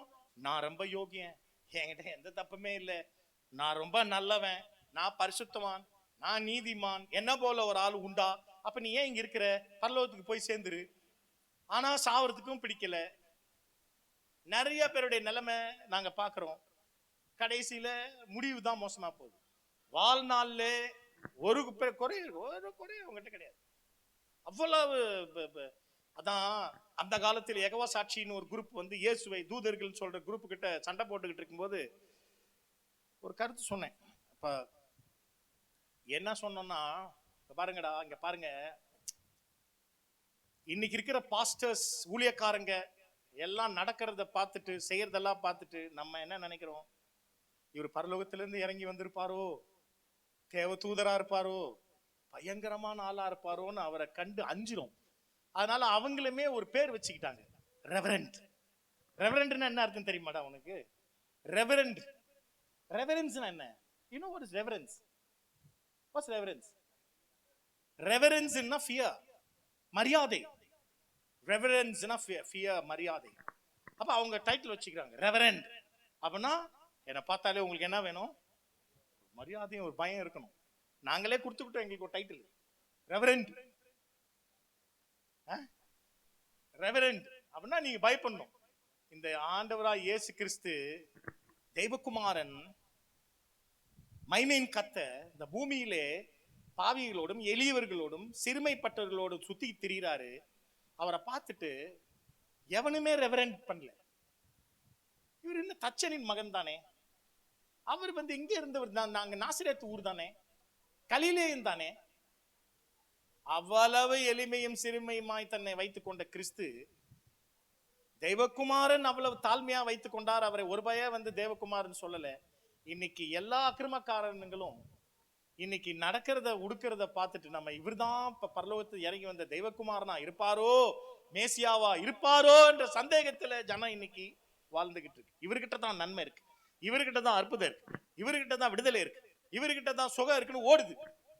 பிகாஸ் அவர் தன்னை ரெவரண்டாக வச்சுக் கொள்கிறார், பயத்திலே தங்களை ஜனத்தை வச்சுக்கிறார். யாக்கோபு என்னுடைய சத்தியத்தின் மிக முக்கிய பகுதி என்ன? வெளியான சத்துருக்கள், உள்ளான சத்துருக்கள் என்ற அந்த இரண்டு நிலையில், இரண்டு கண்கள் என்ற இடத்தில் வலது கண்ணை கொண்டு மற்றவர்களுடைய நன்மையை காண்கிற நாம், இடது கண்ணை கொண்டு நம்முடைய பிழைகளை உணரணும். அப்ப உணரும் போது என்ன ஆகும்னா, என் குறைகளை உணரும் போது இவருடைய நல்லதை நான் பாராட்ட முடியும். புரியுதா? எப்படி நான் உங்களுடைய நல்லதை பாராட்டுவேன்? அந்த நல்லதை எனக்குள்ள இல்லைன்னு தெரிஞ்சாதான் பாராட்ட முடியும். இது எனக்கிட்ட இல்லையே, இது என்னால செய்ய முடியலையே. அதனால் இடதுகன் என்பது நம்மை உய்த்து ஆராய, வலதுகன் என்பது மற்றவர்களுடைய நன்மையை காண. இந்த ரெண்டு நிலையிலே தான் இந்த கண்கள் வைக்கப்பட்டிருக்கு. அப்ப காலையில, மதியம், நைட்டு, இந்த மூணு வேலையிலையும் காலையில எழுந்த உடனே ஒரு முடிவு எடுக்கணும். ஆண்டவரே, என் வலது கண்ணை கொண்டு நான் இன்னைக்கு மற்றவருடைய நன்மையை பார்ப்பேன். சாயங்காலத்துக்குள்ள நான் சந்திக்கிற மனிதர்களுடைய நல்லதை நான் சிந்திப்பேன். சாயங்காலத்துல நம்ம இன்னைக்கு வீட்டுக்கு வந்து அவன் கிடக்குறான், இவ கிடக்குறான், இதுதான் இப்படித்தான் பேசிக்கொண்டிருக்கிறோம். அவன் கிடக்கான், அவன்லாம் ஒரு மனுஷனா? இப்படி பேசுறது எனக்கு எத்தனை பேர் தெரியும். நமக்கு அந்த நேரத்துல ரொம்ப எரிச்சலாகவும் கோபமாவும் இருக்கும். ஒரு நல்லது கூட வாடா இல்ல. காலையிலே நீங்கள் மற்றவர்களுடைய நல்லதை காணுங்கள், அப்புறம் நைட்டு உங்களுடைய கெட்டதை உயிர்த்து ஆராயுங்க. அப்பதான் நான் என் கெட்டதை ஆராய்ஞ்சிட்டு நான் தூங்கும் போது கெட்டதையே சிந்திச்சு தூங்கணுமான்னு ஒரு கேள்வி கேட்க கூடாது. அதை தேவன்கிட்ட ஒப்பு கொடுத்து, இன்று ராத்திரியிலே இதெல்லாம் நான் அடுத்த நாள் காலையில விட்டுட்டு வேற மாதிரி ஜீவிக்கணும் ஆண்டவரேன்னு கிருபை கேளுங்க. புரியுதா? அப்ப மதியம் என்ன செய்யுங்க? மதியம் மட்டும் 2 கண்ணு யூஸ் பண்ணுங்க. காலையில என்ன கண்ணு? நல்ல கண். ராத்திரியில கெட்ட கண். மதியத்துல ஏதாவது ஒரு ஸ்லோகன் சொல்லுங்க. வரமாட்டேங்குது எனக்கு. ஸ்லோகன் எல்லாம் பெருங்குடியில் தான் வரும். ஹோம் டர்ஃப்னு வாங்க, ஹோம் கிரவுண்டுன்னு ஒண்ணு இருக்கு. அங்கதான் ஸ்கோர் பண்ண முடியும். அங்க அப்படியே வரும், அப்படியே இது ஒரு மாதிரி டயலாக்லாம் வரும். எப்படிதான் வருதுன்னே தெரியாது, வரும். இங்கேயும் கொஞ்சம் வருது. ஏன்னா இது எனக்கு ஒரு சர்ச்சில் போய் ஒரு சாட்சி சொல்ல போறேன். நல்ல கவனிங்க. நல்ல ஆவிக்குரிய சபை, நான் நல்லா ப்ரிப்பேர் பண்ணி வச்சுக்க போறேன்.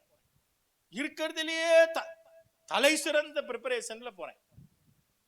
போய் ஏன் இந்த மைக்க பிடிக்கிறேன், கடவுளுக்கு முன்னாடி சொல்றேன். எனக்கு ஒண்ணு கூட ஞாபகம் வரல. so serious.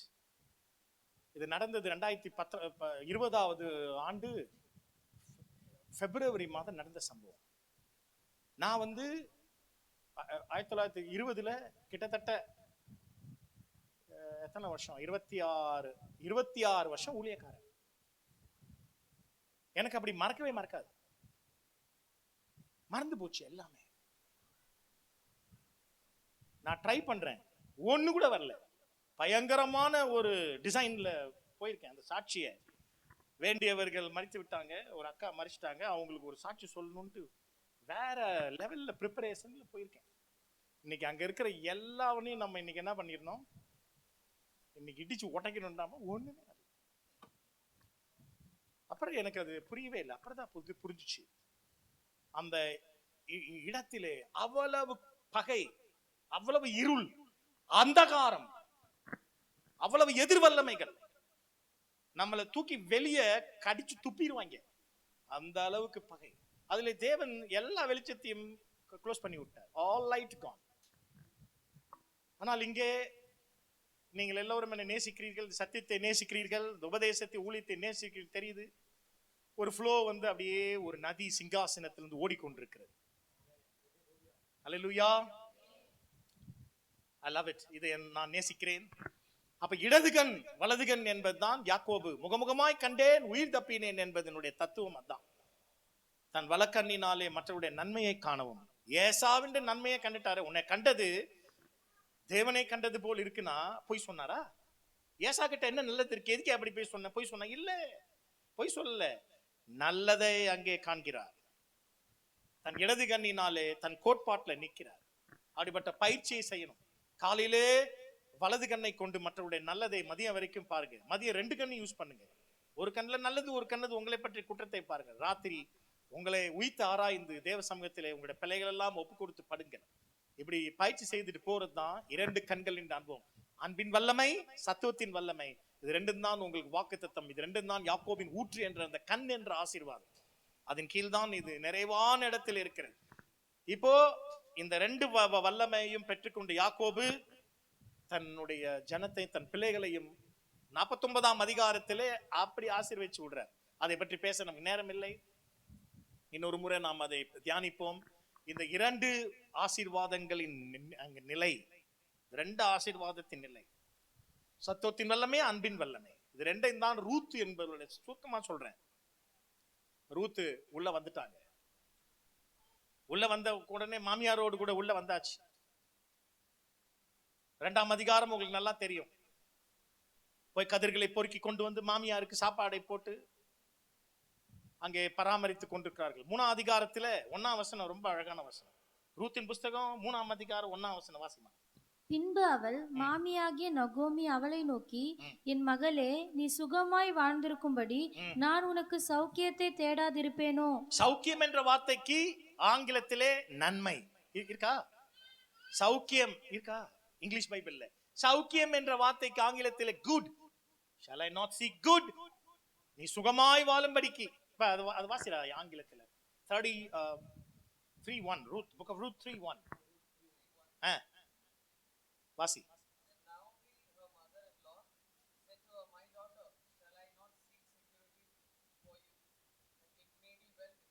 Security and well, good. இந்த வெல் என்பது குட் என்று பொருள். செக்யூரிட்டி என்பது பாதுகாப்பு. யாக்கோபினுடைய, இஸ்ரவேலினுடைய வாக்குத்தத்தம் இதெல்லாம் கனெக்டட், இசைவா இருக்கு. நீங்க வந்தீங்க, உங்களை எல்லாம் பார்க்கறது ரொம்ப சந்தோஷமா இருக்கு. புதிய வஸ்திரங்கள், அழகான யூனிஃபார்மிட்டி, இதெல்லாம் சாதாரண விஷயம் இல்லை. I appreciate it. இது எனக்கு ரொம்ப பிடிக்கும். புதிய வஸ்திரங்கள் எனக்கு ரொம்ப பிடிக்கும். இது என்னுடைய ஆவிக்குரிய தாயார் சொல்லிக் கொடுத்த விஷயம். அவங்க சொல்லிக் கொடுப்பாங்க எப்பவுமே, அதை நான் கடைபிடிப்பேன். புதிய வஸ்திரம், துவைத்து உடுத்துக்கிற வஸ்திரங்கள், இதெல்லாம் ரொம்ப, இந்த யூனிஃபார்மிட்டி ரொம்ப அழகா இருக்கு. எங்களால கூட செய்ய முடியல, உங்க பாஸ்டர் செஞ்சு சாதிச்சிருக்கிறது ஒரு பெரிய சாதனை என்று தான் நான் சொல்லுவேன். ஆடப்போ அவரு கிடக்காரு. இது ரொம்ப ஈஸி வேர்டு ஜனங்களுக்கு. ஒரு சகோதரி பத்தி அடிக்கடி சொல்லுவேன். அது வாயிலிருந்து நாங்க போயிருக்கோம். மா ஏமா இப்படி போய் ஒரு 2 பிள்ளைகளை கொண்டுட்டு போயிட்டு காலேஜில் கோயம்புத்தூர்ல ஒரு ஆளையும் பொள்ளாச்சியில ஒரு ஆளை எதுக்குமா சேர்த்த? அதான் உங்க அண்ணனுங்க, உங்க அண்ணன் பெரிய ப்ரொஃபஸரு, உங்க மாமா எவ்வளோ பெரிய ப்ரொஃபஸரு, காலேஜ் ப்ரொஃபஸரு. அவங்க கிட்டலாம் பேசினேன். அவங்க சொன்னாங்க, இந்தா இருக்கு காலேஜ், ஏன் அங்க போனா என்ன, பிள்ளைகளை அங்க விட்டா என்ன, இவ கொண்டுட்டு போயிட்டு காசே இல்லைன்னு சொல்றா, அவ்வளவு தூரம் விடணுமா, இது காலேஜா இல்லையா? அதெல்லாம் பயங்கரமான காலேஜ். நான் சொல்றேன் இந்த பொண்ணுட்ட, ரொம்ப வேண்டிய பிள்ளை, என்னம்மா இந்த மாதிரி நீ பண்ணி வச்சிருக்க, உன் தங்கச்சி வேற ப்ரொஃபஸர், அவளும் சொல்றா, அண்ணே தேவையில்லைண்ணே இதெல்லாம்ன்றா. நான் மெயினா சொன்னது உங்க அண்ணனை தான் சொல்றேன். உங்க அண்ணன் இந்த மாதிரி சொல்றானம்மா, ஏமா இந்த இடத்துல, நல்ல கவனிங்க, ஏமா இந்த இடத்துல இந்த பக்கத்துல காலேஜை விட்டு அப்படி வீட்டுக்கு வர வேண்டியதானே கேட்டுக்கிட்டே என்ன சொன்னா தெரியுமா, அவன் கிடக்கானா முஸ்டா. நான் இதை கேட்டுட்டு அவங்க அவங்க அண்ணி கிட்ட சொல்றேன், இங்க பாருங்க இந்த மாதிரி இந்த பொண்ணு ஒன்ன கூட தான் அப்படி சொன்னான்னு சொன்னாங்க. என்ன எப்ப சொன்னா? சென்னையில இருந்தால அப்போ எப்போ சரி அப்போ இந்த மாதிரி அண்ணன் சொல்றாருன்னு அவன் கிடக்கிறான் இருக்கா என்னையும். சீரியஸ், வெரி சீரியஸ்ங்க. எனக்கு இந்த வார்த்தை ரொம்ப இருதயத்தில் ஆழமா பதிஞ்சிருச்சு. நிறைய பேர் இப்படித்தான். நீங்க இதை கேட்டேன் வெளியே போய் பாஸ்டர் இந்த மாதிரி சொன்னாரு, that is how you say. இந்த அவன் கிடக்கான்றது தமிழர்களுக்கு ஊற்றுது வர்ற ஒரு ஈஸியான விஷயம். யாராவது அவன் கிடக்கான்னு சொன்னான்னா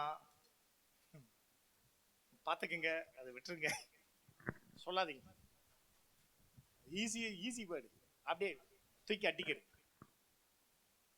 அப்ப நன்மை செய்யாதிருப்பாரோ, will he not seek security and wellness for you?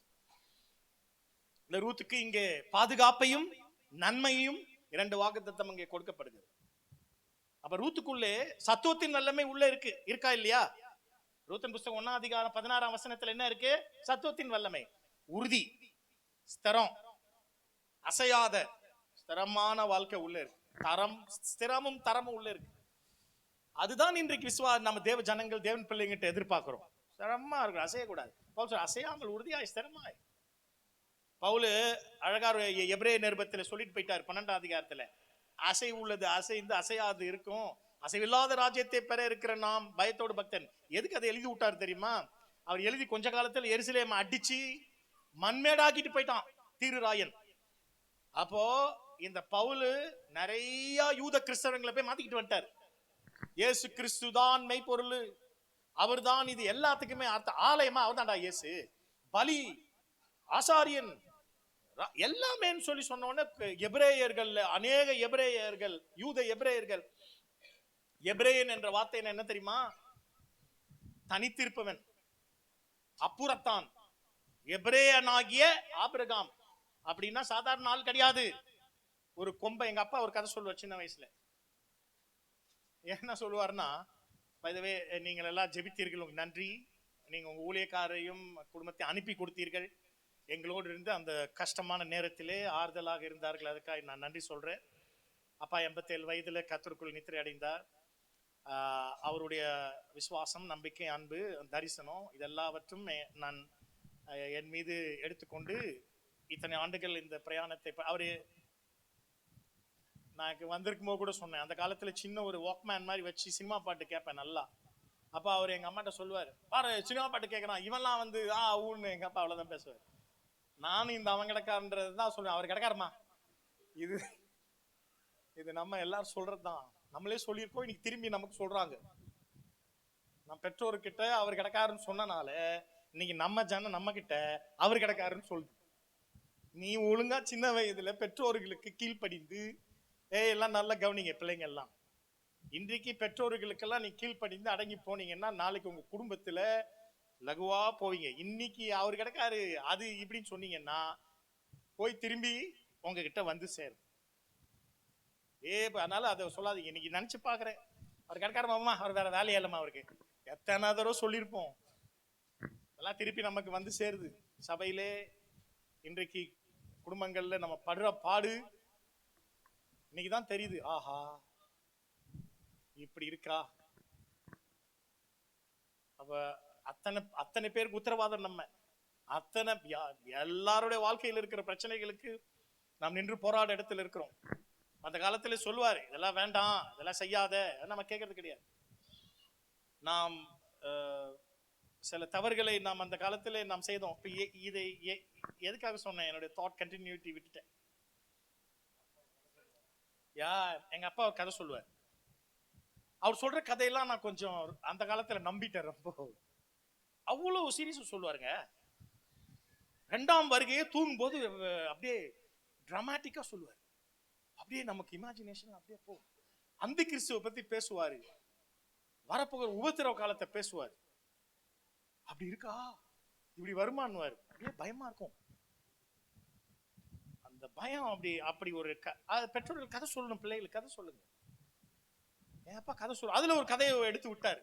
Abraham ஒரு குச்சி எடுத்து, அவங்க அப்பா சிலை எல்லாம் வச்சிருந்தாரு, அந்த எல்லா சிலையை எடுத்து ஆபிரகாம் வந்து அடிச்சு உடைச்சிட்டான். அப்ப எனக்கு பைபிள் தெரியாதுல்ல, இப்படி ஒரு கதை பைபிள்ல இல்லைன்னு எனக்கு தெரியாது, இருக்கு போல் இருக்குது அப்படின்னு நான் நம்புறேன். ஒரு குச்சி எடுத்து எல்லா சிலையும் ஆபிரகாம் அவங்க அப்பா தேராகு செஞ்சு வச்ச எல்லா சிலையும் அடிச்சு உடைச்சிட்டான். அப்புறம்பா அப்ப அவங்க அப்பா ஒன்னும் சொல்லலையா? என்ன பண்ணான்னு தெரியுமா? ஒரே ஒரு பெரிய சிலையை மட்டும் விட்டுட்டான். அப்புறம்பா இவன் கையில இருந்த குச்சி அதுகிட்ட கொடுத்துட்டான். அப்புறம் அவங்க அப்பா வந்து கேக்குறாரு, டேய் எங்கடா இந்த இதெல்லாம் என்னடா? எனக்கு தெரியாது பண்றான். சரி அப்புறம் சொல்லுங்கப்பா அப்படின்னு. அப்ப கேக்குற, இல்லப்பா இங்க பாருங்க இதுதான் உடைச்சிருக்கும் பாவன். நம்ம அப்படியே நம்ம நம்புறோம். அவங்க அப்பா சொல்றாரு, டேய் அதுக்குதான் உயிர் இல்லையடா, அது எப்படா உடைக்கும்?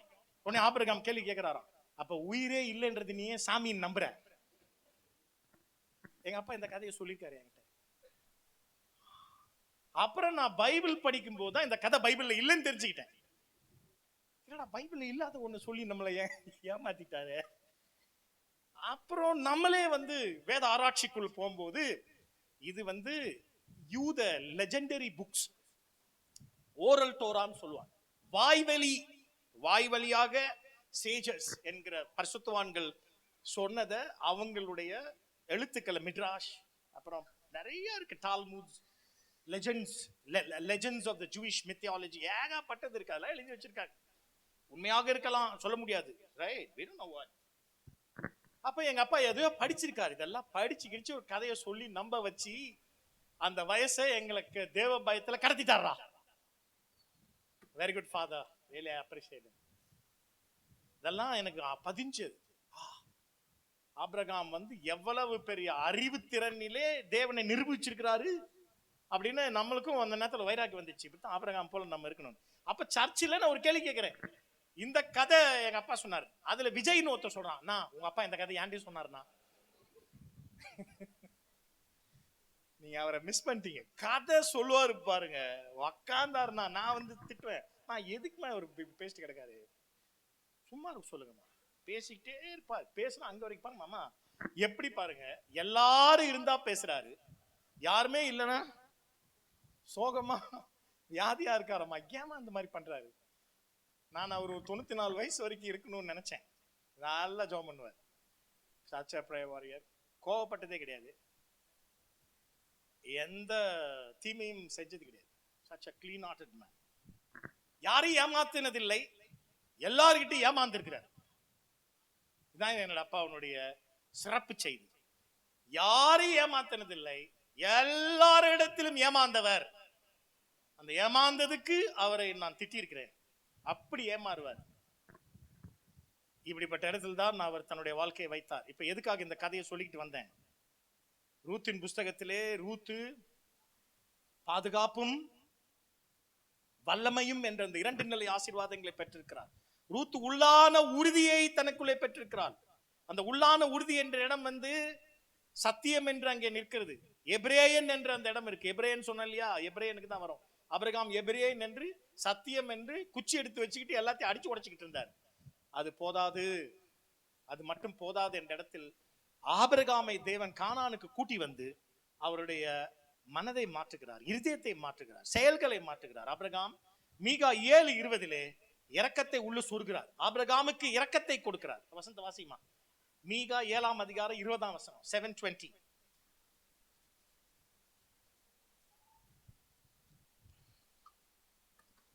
தேவரீர் பூர்வ நாட்கள் முதல் எங்கள் பிதாக்களுக்கு ஆணையிட்ட சத்தியத்தை யாக்கோபுக்கும் கிருபையை ஆபிரகாமுக்கும் கட்டளையிடுவீராக.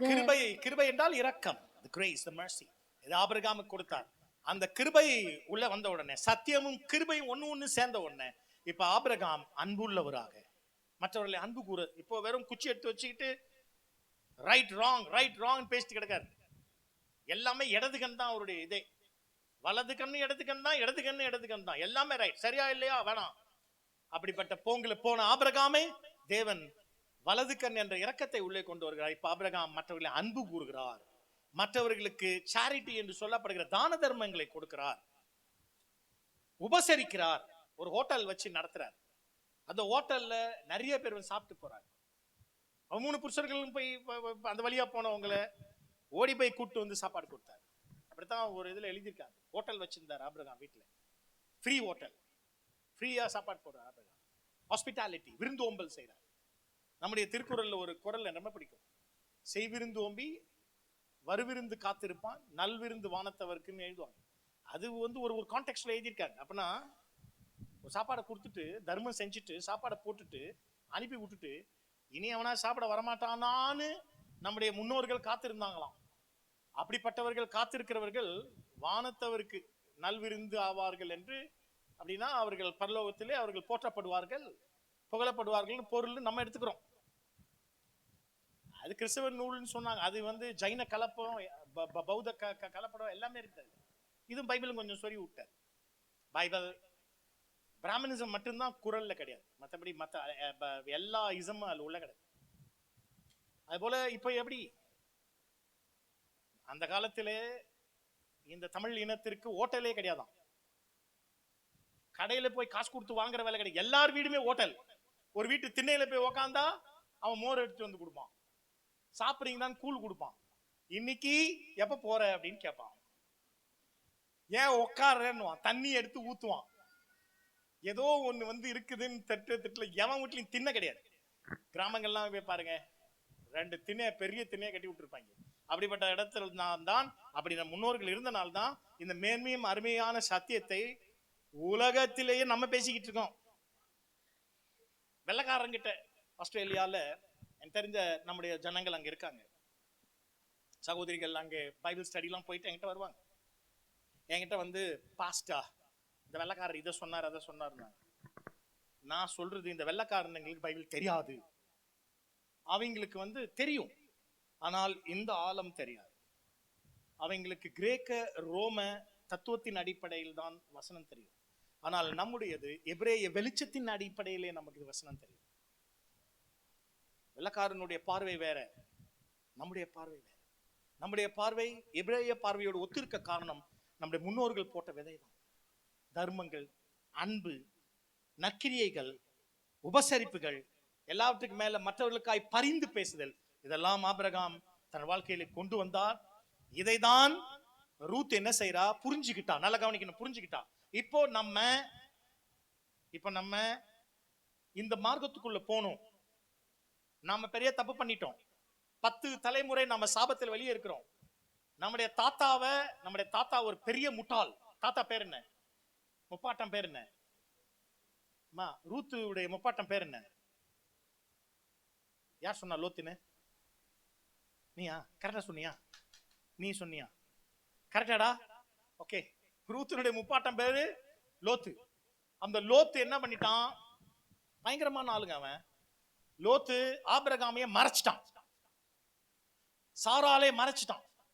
பிள்ளைகளுக்கு தாத்தா ஒருத்தர் இருக்காரு, தாத்தா தானே உறவு, தாத்தா ஒருத்தர் இருக்காரு, பாட்டி ஒருத்தங்க இருக்கிறாங்கன்னு காட்டவே இல்லைங்க, காட்டவே இல்லை. ஆபிரகாமை காட்டவே இல்லை. ஒரு பெரிய நீதிமான் இருக்கிறாரு, நீதியை நடப்பிப்பவர் இருக்கிறாரு, இனி ஒரு சந்ததிக்கு நீதியை பேசுவாருன்னு காட்டாம இந்த லோத்து மறைச்சிட்டு சொல்லிட்டான், அம்மா என் பொண்ணுங்களா கவனிங்கடா, நான் மட்டும்தான் கடவுளுக்கு பயப்படுறவன், இந்த நாட்டுல எவனுமே பயப்படல. நீ சொன்னது பாதி தான் உண்மை. சோடாம் குமாரால நீ மட்டும் தான் கடவுளுக்கு பயப்படுறன்னு உண்மைதான். ஆனா இன்னொரு பாதி இருக்கே, அந்த பாதி என்ன? தாங்கிட்ட பெருங்குடியில ஒருத்த உட்காந்துக்கிட்டு இருக்கான்ல, அவனை காட்டணுமா இல்லையா? ரைட், அங்க காட்டணும்ல. இவர் ஆபிரகாமை காட்டவே இல்லை. ஆனா ஆபிரகாம் இருக்கிறது தெரியும் இவருக்கு, பிள்ளைகளுக்கு சொல்லி கொடுக்கவே இல்லை. இந்த பிள்ளைகளே இருட்டடிச்சிட்டார். இப்போ இந்த பிள்ளைகள் தனியா வர நேரத்துல யோசிக்குதுங்க ரெண்டுமே, ஐயோ உலகத்துல நல்லவன் யாருமே இல்லை, எல்லாம் கெட்டவன், நம்ம அப்பா ஒருத்தன் தான் யோகியன், ஒருத்தன் தான் நல்லவன், அதனால இவர் மூலியமா கொஞ்சம் பிள்ளைய பத்துக்கலான்ட்டு அதுங்க ஒரு நிமிஷம் நம்ம தாத்தா உயிரோடு அங்க இருக்கிறாரு, பாட்டி இருக்கிறாங்க ஆபிரகாம்னா, எப்படியாவது அந்த பிள்ளைங்க ரூட்டு பிடிச்சு போயிருக்காதா? தால ஒரு மிதி மிதிச்சு மேல இருந்து கீழே தள்ளிட்டு அதுங்க போய் தாத்தாவை போய் பார்த்துட்டு வந்திருக்கும். ஆபிரகாமே அந்த பிள்ளைகளுக்கு தெரியாது, சாராலே தெரியாது, இருட்டடிச்சு விட்டான். அந்த பிள்ளைகள் அந்த இருட்டின் பிரச்சனை தான் இந்த மோவாபு அம்மோன்.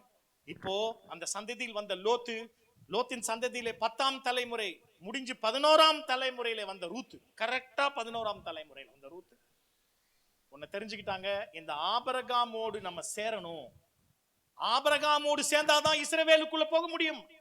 அப்ப ஆபிரகாமுக்குள்ள சேர்றதுக்கு என்ன செய்யணும்? ஆபிரகாம் அன்புள்ளவர், ஆபிரகாம் தான தர்மங்களை செய்கிறவர், is a man of charity, man of love. மூன்றாவது அவர் man of hospitality, உபசரிப்பு செய்கிறவர், மற்றவர்களுக்காய் பரிந்து பேசுகிறவர். இந்த குணத்தை நம்ம பெற்றுக்கொண்டாதான் போக முடியும்னு ரூத் தன் மீது இரக்கத்தை அணிஞ்சு கொண்டார். முதல்ல அவ அணிஞ்சு கொண்டது ஆபிரகாமோடு இணைய வேண்டும் என்றால், அந்த மார்க்கத்தோடு இணையணும்னா இரக்கத்தை உங்களுக்குள்ளே கொண்டு வரும். வேற சத்தியத்துக்காக நான் கம்பு பிடிச்சி சிலம்பு சுத்துவேன், சுத்தினவங்க எல்லாம் எங்களுக்கு தெரியும் கதை எல்லாம், அதெல்லாம் பயந்துதான் கடவுள்கிட்ட ஜெபம் பண்ணா, ஆண்டவரே எங்களை காப்பாத்துங்க. கம்ப பயங்கரமா சுத்தினவெல்லாம் அதே கம்புல அடிபட்டு செத்துட்டாங்க, எங்களை பாதுகாத்து கொள்ளுங்க ஆண்டவரே. சியோன் எருசலேம் சா கக்குசுல வலிக்கு சாவுறது, முதுகு எலும்பு உடையிறது, பல்லுலாம் போறது. நான் அப்படியே இதெல்லாம் கேட்டுட்டு சரணகதியா விழுந்த, தேவனே என்னை காப்பாத்துங்க, இவங்களை விட மோசமா நான் பேசுறேன், புரியுதா? இவங்கனாச்சும் பரவாயில்ல, ஒரு எல்லைக்குள்ள இருந்து கத்துறானுங்க, எல்லையே இல்ல, பாதுகாப்பே இல்லாத இடத்துல நான் சுத்திக்கிட்டு இருக்கேன், யார் அடிச்சான்னு தெரியாது. நான் நினைச்சேன், ஆஹா, அதாவது ஒரு ஒரு ஒரு என்ன சொல்ற, வேலிக்குள்ள கத்துறது, ஊன்றது, வெளில வந்தாதான் தெரியும் ஜம்பெல்லாம். வெளில பாரு, ஒரு நாள் வாழ மாட்டானுங்க உள்ள, அப்படியே சியோன் எருசலேம் பாய் பரிசுத்தம் நீதி மார்க்கம், வெளில பாரு, வெளில பாரு, ஒரு நாள் வாழ்வியான்னு பாரு. உள்ள இருந்தே இந்த நிலைமையா? நான் கடவுள்கிட்ட கேட்டேன், தேவனே என்னை காப்பாத்துங்க, என் முடிவு நல்லா இருக்கணும் ஐயா. பெலயாம் சொல்றான், என் முடிவு நீதிமானின் முடிவா இருக்க கடவுள்னு சொல்லி பட்டயத்துல வெட்டுப்பட்டு செத்தான்.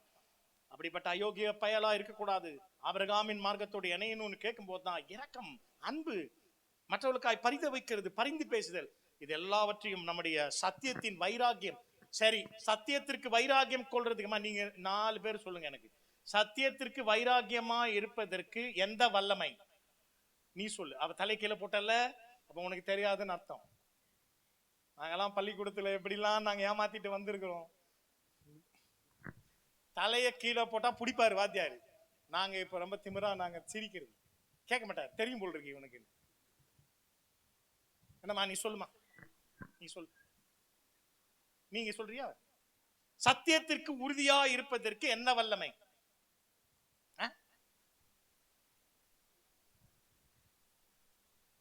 வீட்டுல போய் ரூத்துனா யாருன்னு கேட்க போறேன்னு நினைக்கிறேன். சொல்லுங்க, சத்தியத்துக்கு உறுதியா இருப்பதற்கு என்ன வல்லமை? யாக்கோபு தனக்குள்ளே உறுதியா இருந்தார்ல, அதுக்கு என்ன வல்லமை? என்னது தெரியலையா? சத்துவத்தின் வல்லமை. என்ன வல்லமை? சத்துவத்தின் வல்லமை அது உள்ளே இருக்கு, உறுதி இருக்கு. ரூத்து உறுதியா இருக்கிறா. ஆனால் அந்த ரூத்தின் வெளிப்பக்கத்திலே ஒரு வஸ்திரமாக அணிந்தது இரக்கம், கிளாதிங் என்று சொல்லுவாங்க. வஸ்திரத்தை, இரக்கத்தை வஸ்திரமாக அணிந்திருக்கிறார். அந்த ரூத்து இரக்கம், தயவு, நற்கிரியை, அன்பு, இதெல்லாவற்றையும் வெளியிலே அணிந்தவளாக, உள்ளே உறுதி உள்ளவளாக இஸ்ரவேலுக்குள்ளே வருகிறது தான் உங்களுடைய வாக்குத்தத்த ஆசீர்வாதம். இஸ்ரவேலின் தேவனுடைய சட்டங்களின் கீழ் வந்த உனக்கு நிறைவான பலன் உண்டு மட்டும் இல்ல, அவன் ஆங்கிலத்துல வாசித்தது போல செக்யூர்ட்லி வெல், பாதுகாப்பின் நன்மை உங்களுக்கு உண்டு என்பது இந்த 18ஆம் ஆண்டில் உங்களுக்கு மாறாத வாக்குத்தத்தம். இதை நீங்கள் கடைபிடிப்பீர்கள் என்றால் நீங்கள் மிகப்பெரிய ஆசீர்வாதத்தை பெறுவீர்கள். இப்ப போவாஸ் என்ன செய்யறார் தெரியுமா? அந்த மகளை ஆசீர்வதிக்கிறார். செக்யூர்ட்லி என்று சொல்லப்படுகிற பாதுகாப்பு என்ற அந்த வார்த்தைக்கு 3 பொருள் சுருக்கத்தில். ஆசீர்வதிக்கிறார், இஸ்ரவேலின் தேவன் கீழ் வந்த உனக்கு என்று ஆசீர்வதிக்கிறார். மூப்பர்கள் ஆசீர்வதிக்கிறார்கள், வயலிலே பொருளை கொடுத்து ஆசீர்வதிக்கிறார், பிளஸிங். இரண்டாவது குட் என்று சொல்லப்படுகிற இடத்திலே நன்மை, என்பதிலே ஆசீர்வதிக்கிறார். அந்த நன்மை என்று சொல்லப்படுவதுதான் ரொம்ப இன்ட்ரெஸ்டிங் டேர்ம். அதான் 17. நன்மை என்பதுதான், குட் என்பதுதான், டாவ் என்பதுதான் 17. அங்கே நன்மை என்பதில் எனக்கு பெரிய பிரசங்கம். இதை நான் அதெல்லாம் கொண்டு போல, நான் முடிக்கிறேன். நன்மையினால் ஆசீர்வதிக்கிறார். இந்த வயலை விட்டு வேற வயல் போவாத, இங்கே இரு. உறவு முறை ரூத்துமே சொல்றாங்க, நகோமியுமே உனக்கு நல்லது செய்வான். போவாஸ் சொல்றாரு, நான் உனக்கு நல்லது செய்யறேன். எப்படி நல்லது செய்யறேன்? அவர் சொல்றாரு, இங்க பாருமா, ஒரு நெருங்கிய உறவுக்காரன் இருக்கான், அவன் உன்னை மீட்கட்டும், நல்லது. அப்படி மீட்கலன்னா நான் உன்னை மீட்டுக்கிறேன். அதான் நாங்க இருக்க மிகப்பெரிய வாக்குத்தத்த ஆசீர்வாதம். ஜீவனை மீட்டு கொடுக்கிறார், ஜீவனை பாதுகாக்கிறார், ஜீவனை தொடர்ச்சிக்குள்ளே கொண்டு போறார். அதற்காக அவர் சொல்றாரு, ஒரு நெருங்கிய உறவின் முறையான் இருக்கான், அவன் நல்லவன், அவன் உனக்கு மீட்பை தட்டும். அந்த மீட்பு என்ன மீட்பு தெரியுமா? அன்பின் மீட்பு. கல்வாரி சிலுவையிலே நீங்களும் நானும் பெற்றுக்கொண்ட ஆத்தும மீட்பு என்பது தேவன் நம்மை அன்பினால் மீட்டார், இரக்கத்தினால் மீட்டார், தயவினால் மீட்டார். ஒரு காரியத்தை நாம் தேவனிடத்திலிருந்து கற்றுக்கொள்ளணுங்க. நீங்களும் நான் இன்னைக்கு ஆத்தும மீட்பை பெற்றிருக்கிறோம்.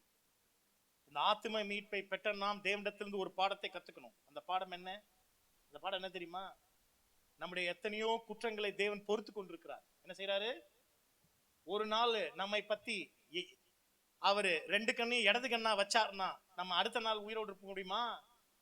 நம்மை தேவன் நம்முடைய எத்தனையோ குறைகள், எத்தனையோ பிழைகள், எத்தனையோ தவறுகள், எத்தனையோ மீறுதல்களை சகித்து நமக்கு நல்லது செய்யறார். இதை தேவன்கிட்ட இருந்து கத்துக்கணும். அதுதான் தேவனுடைய இரக்கம், அதுதான் தேவனுடைய அன்பு. அந்த அன்பின் வல்லமை நமக்குள்ள வைக்கணும். நீங்க சொல்வீங்க, நான் தான் ஒரு பாவமே செய்யலையே, நான் தான் ஒரு குற்றமே செய்யலையே, நான் தான் எந்த தப்புமே செய்யலையே. சந்தோஷம். ஆனா நீ தான் எந்த நன்மையுமே செய்யலையே. பாவம் செய்யாது போல நன்மையும் செய்யலையே. ஆங்கிலத்தில் அழகா சொல்லுவாங்க, commission of sin, omission of good. Commission of சின்னா பாவத்தை செய்யறது, ஒமிஷன்னா செய்யாம இருக்கிறது. பாவம் செய்யாமல் இருப்பது, நன்மையும் செய்யாமல் இருப்பது. அப்ப நீ பாவமே செய்யல, நன்மையும் செய்யல, நீ பாவிதான். நான் பாவமே செய்யல, நீ நன்மையே செய்யல, ரெண்டும் தேவனுடைய பார்வையில் ஒண்ணுதானே. உங்கள் நற்கிரியைக்கென்று அழைத்திருக்கிறார். அதனால இதெல்லாம் ஒவ்வொரு நாளும் பொறுக்கிறார். ஒவ்வொரு நாளும் தேவன் ஜீவன் தந்திருக்கிறாரு, ஆப்பர்ச்சுனிட்டிஸ் தந்திருக்கிறாரு, உங்களுக்கு எத்தனையோ வாய்ப்புகளை கொடுத்திருக்காரு. காலையிலேருந்து சாயங்காலம் வரைக்கும் உங்களையும் உங்க வீட்டையும் உங்களையும் பார்த்துட்டு வந்து நல்ல ஆண்டவரே தோத்திரம், காலைல வெளில போனா நல்லபடியா கூட்டிட்டு வந்து விட்டுட்டீரு, இதுக்கு அவங்களுக்கு ஜீவனை கொடுத்தாரு. ஒரு 4 நன்மை ஆண்டவர் நாமத்துல ஒண்ணுமே செய்யலையே. அப்ப ஆண்டு நினைப்பாரு, பாரு எப்படி போயிட்டு சுத்தி வந்திருக்குது பத்தியா. இன்னைக்கு என் விஷயமா கவலையே படலை, என் ராஜ்யத்தின் விஷயமா இன்னைக்கு கவலையே இல்லை. இன்னைக்கு தேவனுடைய வீட்டை குறித்த கவலையே கிடையாது. இப்படி சுத்திட்டு வந்து என்னை காத்தீர். அதுக்கு ஒரு பாட்டு வேற, ஃபாதர் பெர்க்மன்ஸ் பாட்டெல்லாம் வேற பாடிட்டு வேற தூங்குறீங்க. நன்றி நன்றி நன்றி, காத்ததுக்காய் நன்றி இப்படிலாம் பாடுறீங்க. அவர் சொல்றாரு, ஏர்மா மாடு, நீ தேவனுடைய வீட்டுக்கும் ராஜ்யத்துக்கும் ஒரு பிரயோஜனம் இல்லாம சாக்கடையில போய் சுத்திட்டு வர்ற. சரி வா, வந்து தொலை, உன்னை நாளைக்குனாச்சும் நான் சரி பண்றேன். சகிச்சார் தானே, சகிக்கிறார் தானே. நான் தான் பாவமே செய்ய, ஆண்டவரே இந்த நாள் முழுவதும் எந்த பாவம் நான் செய்யவில்லை, அதற்காய் ஸ்தோத்திரம். நான் கண்ணினால் பாவம் செய்யல, வாயினால பாவம் செய்யல, நகத்துல பாவம் செய்யல, என் இமையில இப்படி எல்லாம் ஒரு காதுல பாவம் செய்யல. சந்தோஷம். ஒரு நல்லதையும் செய்யலையே, ஒரு அன்பின் கிரியை செய்யலையே, ஒருத்தனுக்கு தலைவலிக்காக ஜெபிக்கலையே, அடுத்தவனை நினைக்கலையே. இதெல்லாம் பாக்குறாரு ஆண்டவர். பார்த்துட்டு பரவாயில்ல, சரிம்மா ஏத்துக்கிறேன், சரி நாளைக்கு உன்னை திருத்துறேன்னு நம்ம அவர் எவ்வளவு இரக்கம் உள்ளவராய் போய்கிட்டு இருக்காரு. அவர்கிட்ட கத்துக்குங்க. அதனால ஒரு ஆளை டக்குன்னு நியாயத்திற்கவும் பகைக்கவும் விரோதிக்கவும் கூடாது. அவருடைய நன்மையை நாம் நினைத்து தேவன் நன்றி செலுத்துகிற நல்லது என்பதை இந்த கண்ணை கொண்டு வந்துருங்க. அப்ப நாம் கல்வாரி சிலுவையிலே அன்பின் வல்லமையினால் மீட்கப்பட்டோம். அந்த அன்பின் வல்லமை தான் ரூத்தினுடைய இரக்க குணம். உங்களுக்கு இரக்க குணம் இருந்தால் பாக்கியவான்கள், இரக்கம் பெறுவீர்கள். மலப்பிரசங்கம். அடுத்ததுதான் சத்துவத்தினால் மீட்கப்படுவது. இப்ப போவா சொல்றார், போ ஓஸ், ஓஸ்னா பலன், போ அப்படின்னா என் பலன், இன் மை, போ என்பது மை, ஓஸ் என்றால் ஸ்ட்ரெங்க், என் பலன். அப்ப நாம் சத்துவத்தினால் மீட்கப்படுகிற இடத்திலே கர்த்தர் 2ஆம் முறை வர இருக்கிறார். புரியுதுங்களா? 2ஆம் முறை வெளிப்படும் போது அவருடைய சத்துவத்தின் வல்லமையினால் மீட்கப்பட வேண்டும் என்றால் நீங்கள் இரக்க குணம் உள்ளவர்களாய் நற்கிரியைகளை செய்கிறது மட்டுமல்ல, அதோடு கூட அசையாமல் உறுதியாய் ஸ்திரமாய் அப்போஸ்தல உபதேசத்துல, அந்நியத்துல, அப்பம் வைக்கல, ஜெபத்துல, ஐக்கியத்துல நிக்கணும். இதுவே சத்தியம், இதுவே உபதேசம் என்று இருக்கணும், உறுதி கொண்டு இருக்கணும். அதுதான் உங்களுக்கு சத்துவத்திலே மீட்பு உண்டாகும். புரியுதுங்களா? சத்தியத்திலே மீட்பு, சத்துவத்திலே மீட்பு.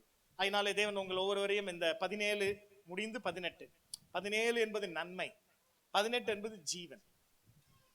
இந்த இரண்டையும் உங்களுக்குள்ளே தேவன் பெருக செய்வாராக. இந்த ஜீவன் என்றது 10 + 8, 10 + 8 18 வருஷம் ஒரு அம்மா என்னவா இருந்தாங்க? 18 வருஷம் ஒரு அம்மா என்னவா இருந்தாங்க? இயேசு என்ன பண்ணாரு? கூனியா இருந்தாங்க, அதை நிமித்தி விட்டார். சரிதானே? 10 என்றால் தேவ அன்பு, 8 என்றால் ஊழியம். தேவ அன்பினால் செய்ய முடியாத ஊழியம் அப்படி வளைஞ்சுதான் இருக்கும். தேவ அன்பினால் நிரப்பப்படணும். Be filled with the love of God. அன்பினால் நிறைந்த ஊழியம், அதான் ஜீவன். புரிஞ்சுங்களா? இந்த ஜீவனை பெருக்கு, ஜீவனை கொண்டு அன்பினால் ஊழியத்தை செய்து நற்கிரியைகளை செய்யுங்கள். அதான் உங்களுக்கு கொடுக்கிற வாக்குத்தத்தம். இஸ்ரவேல், யாக்கோபு என்ற 2 ஆசீர்வாதத்தை கர்த்தர் தந்திருக்கிறார். இஸ்ரவேல் என்பது போராடி பெற்றுக் கொண்ட ஒரு வாக்குத்தத்தம். இஸ்ரவேலிலே இருப்பது என்ன? செக்யூர்ட்லி குட், நன்மை. யாக்கோபின் ஊற்றுக்கண் என்பதுதான் ரொம்ப முக்கியம். அதுதான் சத்துவத்தின் வல்லமை, அன்பும் வல்லமை. இந்த இஸ்ரவேல், யாக்கோபு என்ற வாக்குத்தத்தம் உங்கள் ஒவ்வொருவருக்கும் தேவன் சுதந்திரமாய் தருவாராக. இஸ்ரவேலும் யாக்கோபும் பிரிக்க முடியாத 2 மிகப்பெரிய பக்கங்கள். யாக்கோபின் ஊற்றுக்கண், யாக்கோபு என்ற அந்த இடத்தை அவர் சத்துவத்தின் வல்லமையினால், அன்பின் வல்லமையினால் மறுவப்படுத்த வல்லவராக இருக்கிறார். இன்னொரு பெரிய சப்ஜெக்ட்லாம் இருக்கு, இதோடு நான் முடித்துக் கொள்கிறேன். கர்த்தர் உங்கள் ஒவ்வொருவரையும் யாக்கோபின் ஊற்று, the fountain of Jacob, அந்த ஊற்றின் கண், அதிலிருந்து உங்களை வானத்தின் பனி என்ற ஆசீர்வாதம் என்பது நிறைவான தேவனுடைய உபதேச வெளிச்சம். வானத்தின் ஆசீர்வாதம், பூமியின் ஆசீர்வாதம், அனைத்து ஆசீர்வாதத்தையும் இனி வருகின்ற வருஷத்திலே உங்கள் கர்த்தர் கட்டளையிடுவாராக.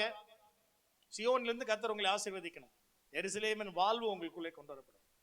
சியோன் என்பது சத்துவத்தின் வல்லமை, எருசலேம் என்பது அன்பின் வல்லமை. 2ம் இணைந்தது தான் தேவனுடைய ஆலயமும் தேவனுடைய நகரம். அதுக்காக எல்லாம் கர்த்தரை சோத்திரம் பண்ணுங்க. கொஞ்ச நேரம் முழங்கால் படிடுங்க. சோத்திரம் சோத்திரம் சோத்திரம், ஹல்லேலூயா. கொஞ்ச நேரம் தேவ சமூகத்தில் முழங்கால் படிக்கிட்டு, எனக்கு உள்ளான உறுதியை தாரும், வெளியான இரக்கத்தை தாரும். ஆபிரகாம் மார்க்கம் எனக்குள்ளே கொண்டு வரப்படட்டும், யாக்கோபினுடைய அந்த சத்தியம் எனக்குள்ளே வரட்டும் என்று எல்லாம் ஒப்பு கொடுத்து கேளுங்க. தேவன் உங்களை மெய்யாகவே உங்களை நேசித்து நடத்துகிறார். உங்களுடைய கிரமத்தை ஒழுங்கை தேவன் நேசிக்கிறார். ஹல்லேலூயா. இஸ்ரவேல் என்பது மிகப்பெரிய ஆர்மி, ஒரு பெரிய ராணுவ படை. அது ஒழுங்கும் கிரமமா இருந்தது. அப்படிப்பட்ட ஆசீர்வாதத்துக்காக ஒப்பு கொடுங்க. சோத்திரம் சோத்திரம் சோத்திரம் சோத்திரம் சோத்திரம் சோத்திரம். சீயோனிலே எந்திட அஸ்திபாரம் கிறிஸ்துவே, அவர் நான் என்றும் நம்பும் கண்மலை, அவர் நான் என்றும் கலங்கிடுவேனோ பதறிடுவேனோ, கர்த்தரில் விசுவாசம் கையிலே, கலங்கிடுவேனோ பதறிடுவேனோ, கர்த்தரில் விசுவாசம் கையிலே. செய்யாய நம்பிக்கை நங்குரமே, சுவில் மாத்திரமே, யாய நம்பிக்கை நங்குரமே, இயேசுவில் மாத்திரமே. சீயோனிலே எந்திட அஸ்திபாரம் கிறிஸ்துவே, அவர் நான் என்றும் நம்பும் கண்மலை, அவர் நான் என்றும் நம்பும் கண்மலை. புயல் அடித்தாலும் மழை மோதினாலும் தேவருக்கு எதிராய் நம்பினாலும், புயல் அடித்தாலும் அலை மோதினாலும் எவர் எனக்கு எதிராய் விரும்பினாலும், எனக்கு எட்டாத உயரத்திலே எடுத்தவர் நிறுத்திடுவார். எனக்கு எட்டாத உயரத்திலே எடுத்தவர் நிறுத்திடுவார். சீயோனிலே எந்திட அஸ்திபாரம் கிறிஸ்துவே, அவர் நான் என்றும் நம்பும் கண்மலை, அவர் நான் என்றும் நம்பும் கண்மலை. நான் விசுவாசிப்பொழினார் என்றறி, என்னையே படைத்திட்டேன் அவர் கரத்தில். நான் விசுவாசிப்பொழினார் என்றறிவேன், என்னையே படைத்திட்டேன் வைத்தேன் அவர் கரத்தில், முடிவு வரை என்னை நடத்திடுவார், மூச்சுமாய் ரட்சிப்பாரே. முடிவு வரை என்னை நடத்திடுவார், மூச்சுமாய் ரட்சிப்பாரே. முடிவு வரை என்னை நடத்திடுவார், மூச்சுமாய் ரட்சிப்பாரே. முடிவு வரை என்னை நடத்திடுவார், மூச்சுமாய் ரட்சிப்பாரே. முடிவு வரை என்னை நடத்திடுவார், மூச்சுமாய் ரட்சிப்பாரே. ஹல்லேலூயா, ஹல்லேலூயா, ஹல்லேலூயா. தேவனை முகமுகமாய் கண்டேன், உயிர் பிழைத்தேன். நம்முடைய சத்துருக்களையும் தேவனுடைய முகத்தை போல் காண்கிறதான அன்பின் வல்லமையும் சத்துவத்தின் வல்லமையும் இந்த 18 என்ற அந்த 17-18 என்ற இடத்திலே கர்த்தர் நம்மை புதுப்பித்து உயிர்ப்பிப்பாராக. கர்த்தர் எல்லாம் சோத்திரம் பண்ணுங்க. சோத்திர சோத்திர சோத்திர சோத்திரம். அசையாமல் உறுதியாய் ஸ்திரமாய் என்று அந்த உறுதியை எடுத்துக் கொள்ளுங்கள். ரூத்தை போல உள்ளான உறுதியை பெற்றுக் கொள்ளுங்கள். வெளியான இரக்கத்தை பெற்றுக் கொள்ளுங்கள். சபையிலே பெருக்கவும், பாய் போடவும், சமையல் செய்யவும், கிரியை செய்ய இறக்கம், அதனால இரக்கம் என்று கருதப்படுகிறது. ஆனால் சத்திய உபதேசத்திலே நான் வேலை செய்யறேன், நான் லேட்டா தான் வருவேன், வீட்டுல தூங்குவேன், காலையில எந்திரிக்க மாட்டேன், ஏன்னா நான் வேலை இருக்கிற அப்பெல்லாம் கிடையாது. தேவனுடைய விஷயங்கள்ல நாம் உறுதியா இருக்க வேண்டும், ஸ்திரமா இருக்க வேண்டும். அது இருக்கு. தேவனுடைய ஆவிக்குரிய ஒழுங்குகள் எத்தனையோ இருக்கு இல்லையா? ஸ்பிரிச்சுவல் டிசிப்ளின்ஸ், ஆவிக்குரிய ஒழுங்குகளை உறுதிப்பட வேண்டும். அந்த ஒழுங்குகள் எத்தனையோ ஒழுங்குகள் இருக்கிறது. ரட்சிப்புக்குரியவைகள் என்று ஒரு அட்டவணையே இருக்கு.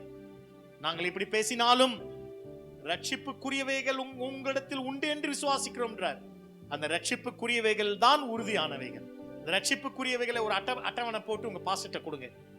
ரட்சிப்புக்குரியவைகள் என்ன அது எங்க இருக்கு தெரியுமா? எபிரேயர்ல ஐ திங்க் 6ஆம் அதிகாரம் 9-10 வசனத்துல தான் அந்த வசனம் இருக்கு.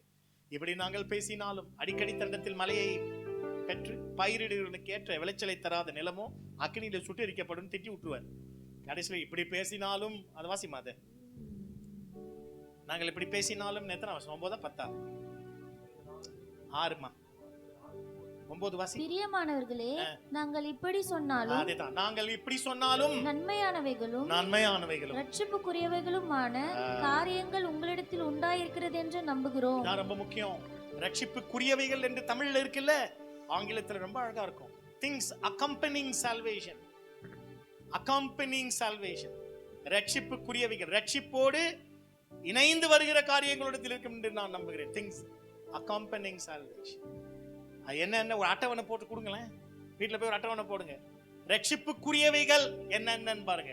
ஜெபம், எக்ஸாம்பிளுக்கு ஜெபம், உபவாசம், வேத வாசிப்பு, இதெல்லாம் ரட்சிப்புக்குரியவைகள் இல்லையா? இன்னும் வேற என்னெல்லாம் இருக்குன்னு அட்டவணை, அதுல எல்லாம் உறுதியா இருக்கீங்களா? 3 நாள் உறுதி, 4ஆவது நாள் மறதி, அப்படி அல்ல. உறுதியாய் ஸ்திரமாய் அசையாமல் ரட்சிப்புக்குரியவைகள் என்பது நமக்குள்ளே பேலன்ஸ் செய்யபடிக்கா எல்லாம் கொண்டார். தேவன்ட்ட சத்துவத்தின் வல்லமையை கேளுங்கள். ஹல்லேலூயா. mighty God, mighty God, mighty God, mighty God, mighty God. praise the Lord. ஆமென். ஆண்டவரே, எல்லாம் ஒப்பு கொடுக்கலாமா? தேவன் இன்னைக்கு நம்மோடு, தேவனுடைய யாக்கோபுடைய அன்பின் வல்லமையும் சத்துவத்தின் வல்லமையும் இன்னைக்கு நமக்கு தேவன் பூரணமாய் கொடுக்கிறார். அவருடைய நித்திய நாமமாகிய இஸ்ரவேல் என்கின்ற பூரண ஆசீர்வாதத்தை கொடுக்கிறார். இஸ்ரவேலுக்குள்ள வந்த ரூத்தினுடைய மன உறுதி, அன்பின் பிரயாசம் இன்றைக்கு தேவன் நமக்குள்ளே கொடுக்கிறார். நிறைவான பலன். இஸ்ரவேலின் தேவனாகிய சட்டைகளின் கீழ் அடைக்கலமாய் வந்த உனக்கு அவராலே நிறைவான பலன் கிடைப்பதாக என்கின்ற ஒரு நிறைவான பலனை இன்றைக்கு தேவன் நமக்கு கொடுக்கிறார். அன்பின் ஆண்டவரும் இரட்சகரும் இருக்கிற தேவனே, உம்முடைய பிள்ளைகள் யாவரும் மேலும் நீர் வைத்த தயவுக்காய் ஸ்தோத்திரம். தேவரீர் தகப்பனே, நீ தேவனோடும் மனிதனோடும் போராடி மேற்கொண்டாயே என்று சொல்லி தகப்பனே, ஒரு மேற்கொண்ட ஒரு ஜெய ஜீவியத்தை என் தேவன் கொடுத்து இந்த கிருபையினாலே காத்துக்கொள்ளும் ஒவ்வொரு தேவ பிள்ளையும் மன உறுதியோடு அப்போஸ்தலர் உபதேசம் அந்யோன்ய ஐக்கியம் அப்பம் பிற்குதலிலே உறுதியாய் தரித்திருந்து தகப்பனே, இவர்கள் ஜெயம் எடுத்து இந்த ஓட்டத்தை ஜெயத்துடன் முடிக்க என் ஆண்டவர் இவர் பலதை தாங்கப்பா. சத்துவத்தின் வல்லமை, கிறிஸ்துவை மரித்தோரிலிருந்து உயிரோடு எழுப்பின சத்துவத்தின் வல்லமையின்படியே விசுவாசிக்கிறவர்களாகிய நாம் என்று சொல்வதை போல அந்த உயிர் தந்த வல்லமின் சத்துவம் ஆண்டவரே எங்களுக்குள்ள பெருகச் செய்து உங்க நாமத்தை மகிமைப்படுத்திக் கொள்ளும். ஆண்டவரே அப்பா, இந்த மகிமையான வாக்குத்தத்தங்களை எங்கள் தலைமையில் சுமர பண்ணும்படியாய் நீர் பேசின தேவதாசனுக்காய் நான் நம்மை ஸ்தோத்திரிக்கிறேன். ஆண்டவர் இன்னும் அவரை எடுத்து பயன்படுத்தி ஆண்டவரே பல ஆயிரம் பல லட்சங்களுக்கு ஆண்டவரே ஆசீர்வாத ஊற்றாய் அவரை நீ பயன்படுத்தி உன் நாமத்தை மகிமைப்படுத்திக் கொள்ளும். தொடர்ந்து எங்களை ஐக்கியத்தில் பலப்படுத்தி உடைய கிருபையினாலே ஆண்டவரே எங்களை நடத்தும்படி ஸ்தோத்தரிக்கிறோம். தேவ சமாதானம் எங்களோடு இருக்கும்படி ஜெபிக்கிறேன். உன் நாமத்தை மாத்திரம் மகிமைப்படுத்திக் கொள்ளும். எல்லா துதி கன மகிமை யாவும் உடைய ஒருகை செலுத்துகிறோம். அரதேசு கிறிஸ்துவின் நாமத்தில் வேண்டுகிறோம் எங்கள் ஜீவனுள்ள நல்ல பிதாவே, ஆமென். எல்லாம் சேர்ந்து